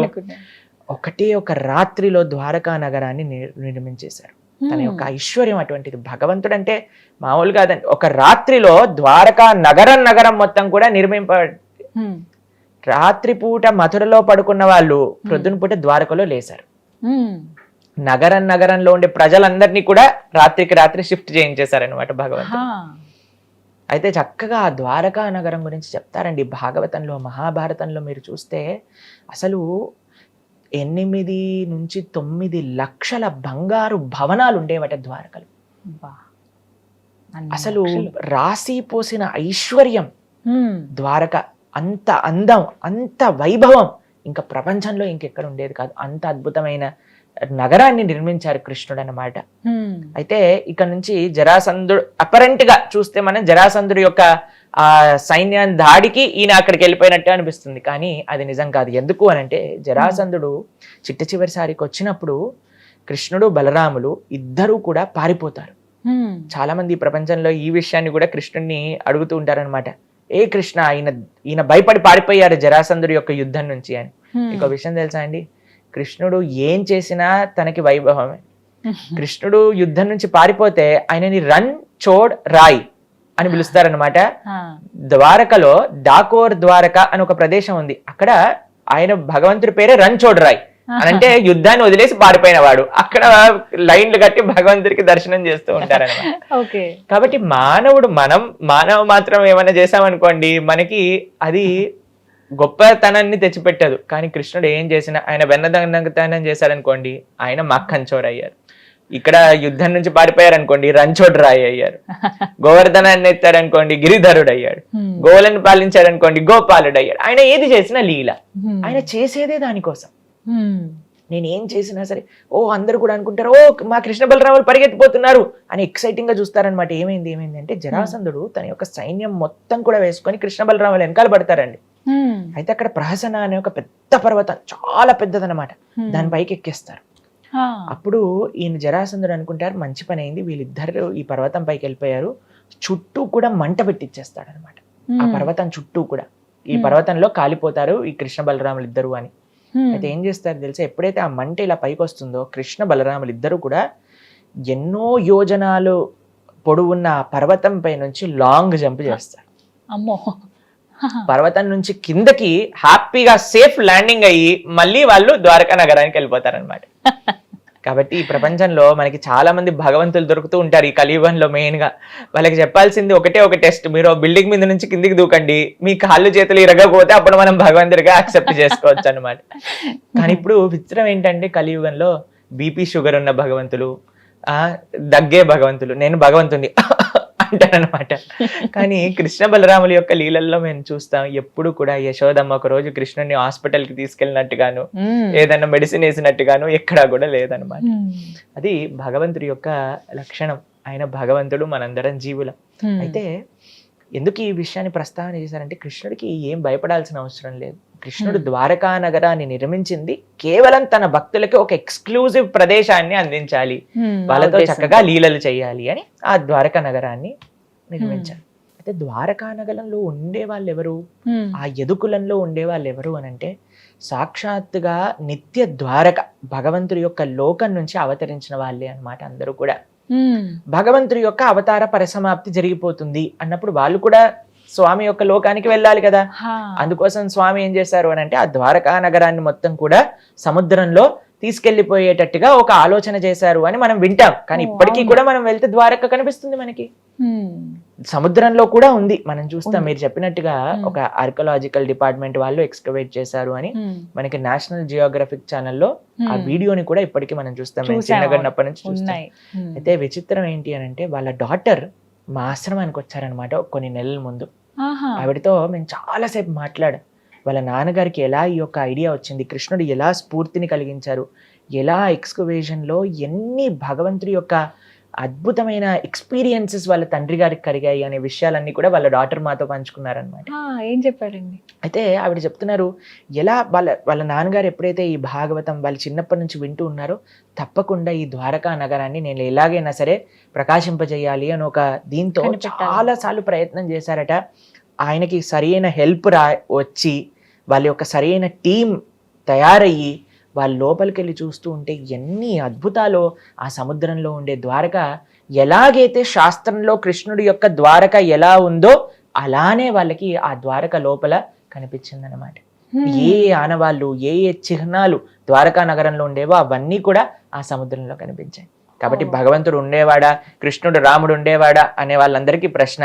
రాముడు ఉన్నాడా అంటే రామసేతు ఉంది, కృష్ణుడు ఉన్నాడా అంటే ద్వారక ఉంది. కాబట్టి భగవంతుడు విలక్షణమైన రూపంతో విలక్షణమైన లీలలు. ఇప్పుడు చూడండి, మనం ఒక ప్రదేశానికి వెళ్తాం, వెళ్ళినప్పుడు ఏం చేస్తాం, మన బట్టలు, ఇంకొంతమంది అయితే వాళ్ళు తినే వాటర్ బాటిల్ అన్నీ కూడా తీసుకెళ్తారు. తీసుకెళ్ళాక ఒక ప్రదేశంలో ఉంటాను 2-3 రోజుల తర్వాత ఏం చేస్తాం, మళ్ళీ అన్ని సామాన్లు చదువుకొని ఆ సూట్ కేసుని మూసుకొని మనతో పాటు తీసుకెళ్తాం. అంతేనా? భగవంతుడు ఈ ప్రపంచంలోకి వచ్చినప్పుడు తన పార్షదులు తన లోకం అంతటితో ఇక్కడికి వస్తారు, మళ్ళీ తీసుకెళ్ళిపోయేటప్పుడు అందరినీ తీసుకెళ్లి పైకి వెళ్ళిపోతారు. భగవంతుడి యొక్క అవతార పరిసమాప్తి జరిగినప్పుడు ఆ ద్వారకా వాసులందరూ కూడా ఎవరైతే భగవంతుడితో పాటు భగవత్ పార్షదులు వచ్చారో వాళ్ళందరూ కూడా నిత్య ద్వారక నిత్య లీలలోకి ప్రవేశించారు. అయితే ఇప్పుడు మీకు ఒక చిన్న విషయం చెప్తాను, ఇది ధర్మ సూక్ష్మం. భగవంతుడు ఎప్పుడైనా అవతారం స్వీకరించినప్పుడు భగవంతుడి యొక్క లోకం నుంచి వాళ్ళ యొక్క పార్షదులు వస్తారు. అందులోపల స్వర్గలోకం నుంచి దేవతలందరూ కూడా యాడ్ అవుతారు అనమాట ఒక అంశ రూపంలో. మనం పంచ పాండవులు చూస్తాం కదా, పాండవులు ఒక్కొక్క దేవత యొక్క అంశము అని కూడా మనం వింటూ ఉంటాం. ఇంద్రుడు, తర్వాత యముడు, దాని తర్వాత అర్జునుడి యొక్క అంశం ఇంద్రుడి ద్వారా, యుధిష్ఠుడి యొక్క అంశం ఏమో యమధర్మరాజు ద్వారా, దాని తర్వాత భీముడి యొక్క అంశం ఏమో సాక్షాత్తుగా వాయుదేవుడి ద్వారా అని మనం వింటూ ఉంటాం. చాలా మంది ప్రశ్నిస్తారు, అయ్యా కృష్ణుడి యొక్క భక్తులు పాండవులు వాళ్ళు స్వర్గానికి వెళ్ళిపోయారేంటి అని అంటే, వాళ్ళు స్వర్గానికి వెళ్తూ వాళ్ళ దేవతా పోర్షన్స్ ని డ్రాప్ చేసి వాళ్ళు వైకుంఠానికి వెళ్ళారనమాట. కాబట్టి కృష్ణుడి యొక్క అవతార లీలలలో ఎవరైతే ద్వారకావాసులు వచ్చారో వాళ్ళందరూ కూడా ద్వారకకి వెళ్ళిపోయారు. ఎవరైతే దేవతలు వచ్చారో వాళ్ళందరూ కూడా ప్రభాస క్షేత్రానికి వెళ్ళి అక్కడ ఒక మిస్అండర్స్టాండింగ్ వచ్చినట్టుగా వాళ్ళ పరిసమాప్తి వాళ్ళు చేసుకున్నారనమాట. ఎందుకు అంటే అండి, యదు వంశాన్ని నాశనం చేసే వాళ్ళు ఇంక ఎవ్వరికి సాధ్యం కాదు. వాళ్ళు కానీ స్వర్గలోకానికి వెళ్ళాలంటే వాళ్ళ లోపల వాళ్ళే కొట్లాట పెట్టుకోవాలి. అందుకు ఆ విధంగా ఆయన ఒక చిన్న లీల తయారు చేసి వాళ్ళందరూ కూడా వెళ్ళిపోతారు. కృష్ణుడు కూడా అవతార పరమసమాప్తి చేస్తారనమాట. కృష్ణుడు మరణించడు, మనం పుడతాం, మనం మరణిస్తాం. కృష్ణుడు అవతరిస్తారు, కృష్ణుడు అవతార పరిసమాప్తి చేస్తారు. ఇప్పుడు ప్రతిరోజు కూడా సూర్యుడు ఉదయిస్తున్నప్పుడు ఈ రోజు సూర్యుడు పుట్టాడు, సాయంత్రం పూట సూర్యుడు వెళ్ళిపోయినప్పుడు సూర్యుడు చనిపోయాడు అంటావా? అలానే భగవంతుడు ఈ లోకంలో ఉదయిస్తాడు, అస్తమిస్తాడు. ఎప్పుడైతే స్వామి అస్తమిస్తాడో తన పార్షదులందరూ కూడా వాళ్ళ లోకాలకి వెళ్ళిపోతారు, మిగతా వాళ్ళందరూ కూడా నిత్య లీలలోకి ప్రవేశిస్తారు. ప్రభుజీ, శ్రీకృష్ణ భగవానుడి లీలలు అనంతమైనవి. అవి చిన్నప్పటి నుంచి ఆయన ఎదుగుతున్న క్రమంలో వారు పెద్ద అయిన తర్వాత కురుక్షేత్రం వరకు కూడా, అప్పుడు గీతను బోధించినప్పటి వరకు ప్రతిదీ చాలా మనకి వింతగా ఉంటాయి. అనుభవపూర్వకంగా మనం చాలా విషయాలు కూడా తెలుసుకుంటాం వాటి గురించి. ఇవన్నీ బాగానే ఉంటాయి. ప్రత్యేకంగా కృష్ణుడి గురించి మాట్లాడేటప్పుడు శ్రీకృష్ణ భగవానుడికి ఇంతమంది భార్యలా అని అంటూ ఉంటారు. ఆ మాటకి మీరు ఇచ్చే సమాధానం ఏంటి? నిజంగా అంతమంది భార్యలు ఉన్నారా? కృష్ణుడికి ఎంతమంది భార్యలు అనే ప్రశ్నకి సమాధానం, కృష్ణుడికి 16,108 మంది భార్యలు ఉన్నారు. అమ్మో. భగవంతుడికి ఇన్ని వివాహాలు ఎలా జరిగాయి అనే విషయాన్ని వెనకాల ఒక చిన్న కథ ఉంది, ప్రస్తావన చేస్తాను. నరకాసురుడు గురించి మనం వింటాం కదండి. అయితే నరక చతుర్థి అని దీపావళి ముందు రోజు మనం చేసుకుంటూ ఉంటాం. అవును. ఈ నరకాసురుడు ఏం చేశారు అంటే 16,100 మంది రాకుమార్తెలను తన యొక్క చెరసాలలో బంధించి పెడతాడనమాట. అయితే భగవంతుడి యొక్క అవతారం యొక్క ప్రయోజనం ఏంటి? ఎక్కడైతే అధర్మం జరుగుతుందో అక్కడ ఆయన ధర్మాన్ని స్థాపన చేస్తారు, ఆ ధర్మాన్ని తొలగించేసి. అయితే కృష్ణుడికి ఎప్పుడైతే ఇలా ఒక భగవంతుడండి ఎక్కడైనా సరే తను ఎలా రక్షిస్తాడు భక్తులని అనేది ఈ లీలలో కనిపిస్తుంది. తన భక్తులు ఒక స్త్రీ అవమానాన్ని భగవంతుడు ఎప్పుడు కూడా తట్టుకోనండి. ఎప్పుడైతే ఆ హస్తినాపురంలో ద్రౌపదీదేవి యొక్క అవమానం జరుగుతుందో భగవంతుడు అన్లిమిటెడ్ సారీ అందించారనమాట. అవును. చీరను అందించేసి ద్రౌపదీదేవిని కాపాడారు. అలా ఇక్కడ వీళ్ళందరినీ కూడా నరకాసురుడు బాధ పెడుతున్నారు అని తెలుసుకొని గరుడ్మంతుడి పైన సత్యభామాదేవిని వేసుకొని అక్కడికి వస్తారనమాట. నరకాసుడిని సంహరించేస్తారు భగవంతుడు. ఎప్పుడైతే తన యొక్క భగవంతుడి లోపల ఇంకొక విశిష్టత తెలుసా అండి? ఎవరినైనా సంహరించారనుకోండి ఒక దుష్టుడితో, ఆయన రాజ్యాన్ని ఆయన తీసుకోరండి, ఆయన ఐశ్వర్యాన్ని ఆయన ముట్టుకోరు. నరకాసుడి యొక్క కుమారుణ్ణి ఆ రాజ్యానికి రాజు చేసేస్తారనమాట. అప్పచెప్పి ఈ యొక్క రాజ్యంలో వెళ్తూ ఉండగా ఈ 16,100 మంది రాకుమార్తెలను చూస్తారనమాట. అయితే అప్పుడు వాళ్ళందరూ ఒకటే ఒక స్వరంతో కృష్ణుడికి ప్రార్థన చేస్తారు. కృష్ణుడిని చూశాక, అయ్యా మేమందరం నిన్ను పెళ్లి చేసుకోవాలనుకుంటున్నాం, మీరు మాకు భర్తగా కావాలి అని ప్రతి ఒక్కరు అనుకున్నారు. దాని తర్వాత వాళ్ళు అన్నారు, అయ్యా ఈ సమాజం మేము బయటికి వెళ్ళిపోయి ఇన్ని రోజులు ఈ నరకాసుడి యొక్క చెరలో ఉన్నాక మమ్మల్ని ఎవరు స్వీకరిస్తారు? ఎవరినైనా భగవంతుడు యాక్సెప్ట్ చేస్తాడండి, ఆయన వదిలిపెట్టరు. ఎవరైనా సరే నేను కృష్ణ నువ్వు నాకు కావాలి అనుకున్న వాళ్ళందరికీ కూడా కృష్ణుడు లభిస్తాడు. ఇది స్వామి ఈ లీల ద్వారా చూపిస్తున్నారు. 16,100 మంది అనుకున్నారు మనసులో, కృష్ణ నువ్వు నాకు భర్తగా కావాలి అని అనుకుంటే స్వామి 16,100 మందితో వివాహం చేసుకున్నారు. కేవలం వివాహం చేసుకోలేదండి, 16,100 మంది భార్యలకి ఒక్కొక్కళ్ళకి బంగారు భవనాలు, కోటలు స్వామి ఒక్కొక్క భార్యకి ఇచ్చారు. దాంతో పాటు స్వామి చేసింది ఏంటో తెలుసా? 16,108 స్వరూపాలతో ఒకటేసారి అందరి భవనాలలో కూడా స్వామి ఉంటూ ఉండేవారు. అంతేకాని ఒకరోజు రుక్మిణితో, ఒకరోజు సత్యభామతో, ఒకరోజు నగ్నజిత్తితో, ఒకరోజు మిత్రవిందతో కాదు, అందరి రాణులతో ఒకటేసారి ఉండాలి. ఇది భగవంతుడు అంటే. నేను ఇప్పుడు ఈ స్టూడియోలో షూటింగ్ చేస్తూ, పైన ఇంకో స్టూడియోలో షూటింగ్ చేస్తూ, పక్కనున్న స్టూడియోలో షూటింగ్ చేస్తూ అలా చేయగలుగుతామా అండి? అలా చేస్తే ఇంకా బ్రహ్మాండం కదండి. నాకు గంట లోపల అన్ని అయిపోతాయి. మీరు అడగాల్సిన ప్రశ్నలన్నీ మీరు 3 స్టూడియోలలో, కెమెరామ్యాన్ అందరూ కూడా అన్ని స్టూడియోలలో ఉండొచ్చు. అది భగవంతుడికి మనకి ఉన్న తేడా అదే. కాబట్టి భగవంతుడి యొక్క తత్వం, భగవంతుడి యొక్క శక్తి, భగవంతుడి యొక్క లీల అటువంటిది. ఒకసారి నారదుడు ద్వారకలో కృష్ణుడు ఏం చేస్తున్నాడు చూడడానికి వచ్చాడనమాట. రుక్మిణీ భవనంలోకి ప్రవేశిస్తారు. ప్రవేశించేసరికి మొత్తం వజ్రాలు, మాణిక్యాలు, వైడూర్యములు, బంగారంతో పరిగిన భవనం రుక్మిణీదేవిది. అందులోపలికి వెళ్ళేసరికి కృష్ణుడు, రుక్మిణీదేవి మాట్లాడుకుంటూ ఉన్నారనమాట. అక్కడి నుంచి సత్యభామ యొక్క భవనానికి ప్రవేశిస్తారు. వాళ్ళిద్దరూ కూడా చక్కగా చెస్ ఆడుకుంటూ ఉన్నారనమాట, కృష్ణుడు ఇంకా సత్యభామ. దాని తర్వాత ఇంకో భవనంలోకి ప్రవేశిస్తారు. కృష్ణుడు అక్కడ సంధ్యావందనం చేస్తున్నారు. ఇంకో భవనంలోకి ప్రవేశిస్తారు, అక్కడ దానం ఇస్తూ ఉన్నారు. ఇంకో భవనంలోకి ప్రవేశిస్తారు, అక్కడ ఉద్ధవుడితో మాట్లాడుతున్నారు. ఇంకో భవనంలోకి ప్రవేశిస్తారు, అక్కడ మినిస్టర్స్ తో మీటింగ్ చేస్తున్నారు. ఇంకో భవనంలోకి ప్రవేశిస్తారు, అక్కడ పిల్లలతో ఆడుకుంటున్నారు. కాబట్టి కృష్ణుడు ఎందుకు 16,108 వివాహాలు చేసుకున్నారు అని అంటే ఆయనకు అంత శక్తి ఉంది. అన్ని స్వరూపాలలో ఆయన మల్టిప్లై అయ్యి అందరినీ ఒకే విధంగా కటాక్షింపజేశారనమాట. అయితే ప్రతిరోజు ప్రొద్దున ఆయన యొక్క భగవంతుడు కేవలం వివాహాలు చేసుకోలేదండి, అందరితో ఒక ఆదర్శమైన గృహస్థ జీవితాన్ని ఆయన గడిపారు. ఆయన సాధన, ఆరాధన, ధర్మము, దానము అన్నిటిని కూడా ఆయన చేస్తూ సక్రమమైన వైదిక గృహస్థ ఆశ్రమాన్ని ఆయన గడిపారనమాట. అయితే ప్రొద్దున్నే వాళ్ళ ఇంట్లో ఉండేవన్నీ అయిపోయాక 16,108 కృష్ణుడు 16,108 భవనాల్లో నుంచి బయటకు వచ్చి ఒక్క కృష్ణుడిగా మారిపోయి రథం పైన కూర్చొని తన యొక్క రాజ్య వ్యవహారాలకు వెళ్తూ ఉండేవారు అనమాట. కాబట్టి ఎవరైనా ఈ ప్రపంచంలో నాకు కృష్ణుడు ఆదర్శండి, మేము కూడా పెళ్లి చేసుకుంటామంటే ఫస్ట్ మీరు 2 అయ్యి చూపించండి, మాతో పాటు మాట్లాడండి 4-5 స్వరూపాలతో, తర్వాత మీరు ఏం చేసుకున్నా మేము ఒప్పుకుంటాం. కాబట్టి ఇది కృష్ణుడి యొక్క తత్వం, కృష్ణుడికి మాత్రమే సాధ్యం. కృష్ణుడికి మాత్రమే సాధ్యం అది. కాబట్టి చాలా మంది కృష్ణుడు ఎందుకు ఇలా చేశాడు అని అంటే, కృష్ణుడు చేస్తే మేం చేస్తే తప్పేంటి అని అంటే, ఫస్ట్ మీరు చేయాల్సిన పని ఏంటో తెలుసా? గోవర్ధనాన్ని ఎత్తండి. గోవర్ధనం కాదండి, ఇక్కడ చిన్న వాటర్ బాటిల్ని ఒక 7 నిమిషాలు పట్టుకొని చూద్దాం, ఒక కుర్చీని పట్టుకొని చూద్దాం, మనకి ఏం సాధే కాదు. నేను చాలా మందికి చెప్తుంటా, ఫస్ట్ మీరు ఒక్క కుటుంబాన్ని చాలా బ్రహ్మాండంగా చూసుకోండి, అదే చాలా పెద్ద విషయం. ఒక భార్య, ఒక భర్త, పిల్లలు, తల్లిదండ్రులు, అత్తామామలు, వీళ్ళని ఒక్క కుటుంబాన్ని మనం జాగ్రత్తగా చూసుకోగలుగుతున్నామండి. ఈ గొడవ, ఆ గొడవ, ఈ పని, ఈ మిస్అండర్స్టాండింగ్స్ వీటిలలో ఉన్నప్పుడు మనకి భగవంతుడి పైన ఆయన ఇన్ని వివాహాలు చేసుకున్నా సరే ఎక్కడ ఆయనకి ఫ్యామిలీ ప్రాబ్లం వచ్చింది అన్నట్టుగా వినలేదు మనం. ఇదే అడగాలి స్వామి, ఆయనకి ఎక్కడ కూడా గొడవలు పెట్టుకున్నారు, వాళ్ళు వచ్చి వీళ్ళతో వాళ్ళతో పోరైంది అని భాగవతంలో ఎక్కడా వినాం. అందరూ రాణులు కూడా ఎంతో ఆనందంగా ఉన్నారనమాట. అందరూ కురుక్షేత్రానికి ఒకసారి వెళ్తారనమాట, సూర్యగ్రహణం వస్తుంది అప్పుడు. ఇప్పుడు అందరు వెళ్ళినప్పుడు ద్రౌపదీదేవి అందరు రాణులతో మాట్లాడుతుంది. అసలు వాళ్ళు ఎంత ఆనందపడతారంటే, కృష్ణుడు నిరంతరం కూడా కృష్ణుడి గురించి ఆలోచిస్తూ ఉంటారు, అందరూ హ్యాపీగా చూసుకోగలిగాడు అనమాట కృష్ణుడు. అది కృష్ణ తత్వం. కేవలం 16,108 రాణులు కాదండి, ఎంత మంది స్వామి దగ్గరికి వెళ్ళినా స్వామి కటాక్షించగలరు, స్వామి చూసుకోగలుగుతారు.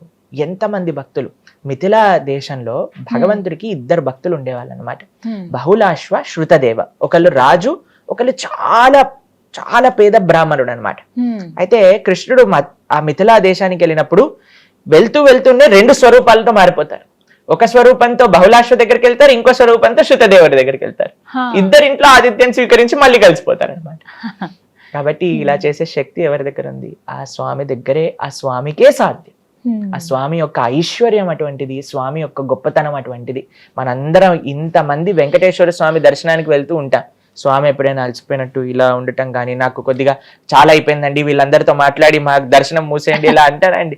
స్వామి అదే నవ్వుతో, అదే అభయహస్తంతో అందరినీ కటాక్షిస్తూ ఉంటారన్నమాట. అది కేవలం కృష్ణుడికే సాధ్యం. మరి కృష్ణుడిని అనుసరించచ్చా అని అంటే, నిజంగా మీరు కృష్ణుడిని అనుసరించాలి అని అంటే, కృష్ణుడు చెప్పిన మాటలు ఏవైతే భగవద్గీత ఉందో దాన్ని అనుసరించాలి.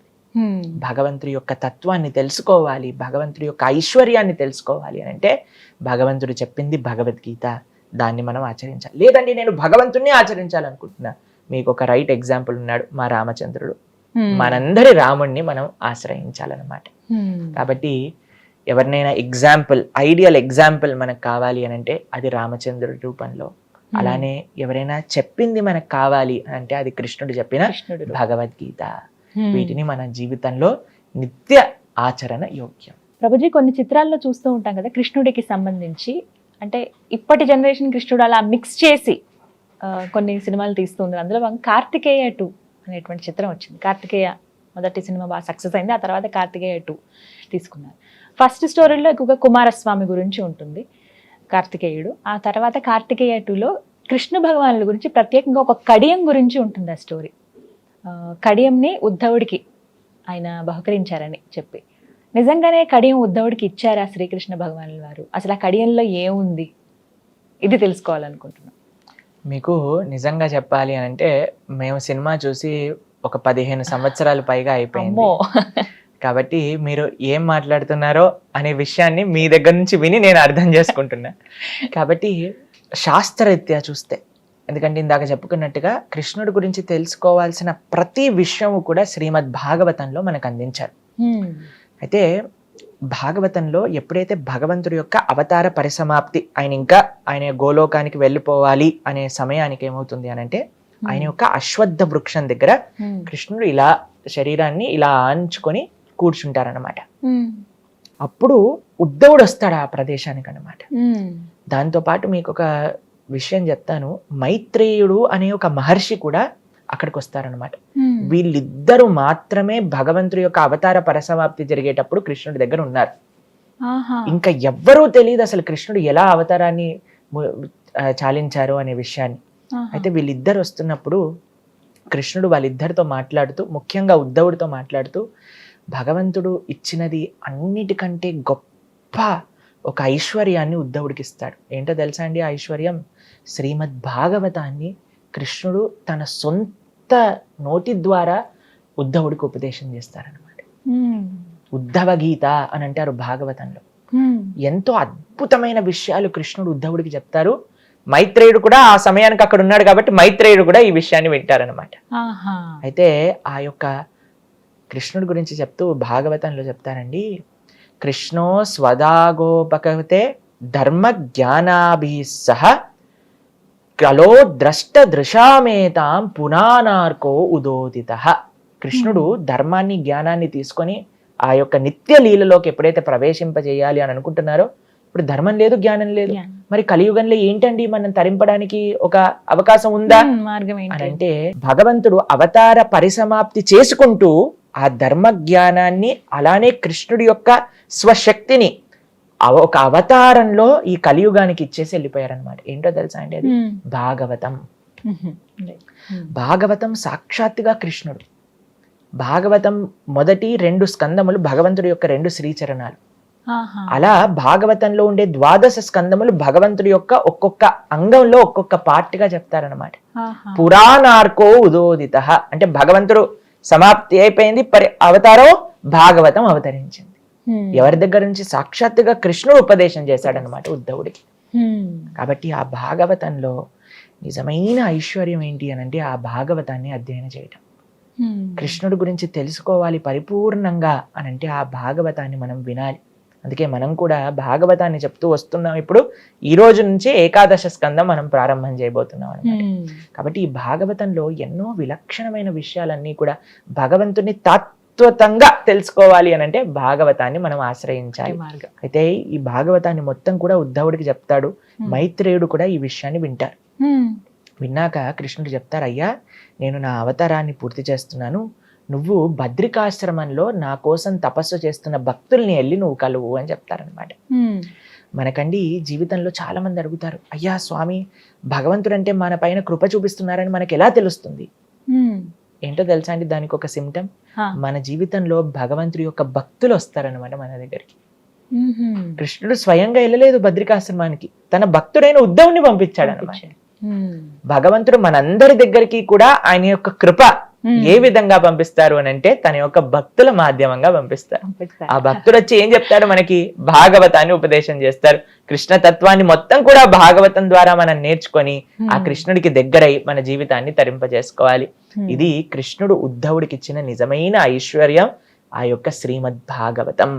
అటువంటి గొప్ప నిగమ కల్ప తరోల్ గలితం ఫలం సుఖముఖాద్ అమృత ద్రవ సంయుతం పిబత భాగవతం రసమాలయం ముహురహో రసికా భువి భావుకా అంటారనమాట. మన శాస్త్రాలన్నిటికీ కూడా ఒక చెట్టుగా పోలిస్తే దానికి ఒక అద్భుతమైన తీయటి పండు కాసిందట. అదే శ్రీమద్ భాగవతం. ఇప్పుడు చూడండి, చెట్టు యొక్క సారం మొత్తం కూడా పండులో ఉంటుంది. అందరికి మామిడి పండు అంటే ఇష్టమే కదా. అటువంటి స్వీట్ మామిడి పండు, చిలుక కొరికిన మామిడి పండు గురించి విన్నారా? చిలుక ఏదైతే పండుని కొరుకుతుందో అది స్వీటెస్ట్ అన్నమాట. చిలుక మామూలు పండ్లను కొరకదు, ఏదైతే అన్నిటికంటే తీపిగా ఉంటుందో దాన్ని కొరుకుతుంది అనమాట. అలా శుక మహర్షి చేత చెప్పబడింది. శుక మహర్షి అంటే శుక అంటే ప్యారెట్. అయితే ఆ శుక మహర్షి యొక్క అమృతం కూడా ఈ యొక్క భాగవతాన్ని స్పృశించి అలా పరీక్షిత మహారాజు ద్వారా లోకానికి అందించారన్నమాట. కాబట్టి సకల శాస్త్ర సారాంశం ఏంటి అని అంటే అది శ్రీమద్ భాగవతం. అటువంటి భాగవతాన్ని సాక్షాత్తుగా కృష్ణుడు ఉద్ధవుడికి ఉద్ధవ గీత ద్వారా అందించారు. అది కూడా మనకి శ్రీమద్ భాగవతంలో మనకి చక్కగా ఉపదేశం. చాలా చక్కగా వివరించారు గురుగారు. నమస్తే అండి. హరే కృష్ణ.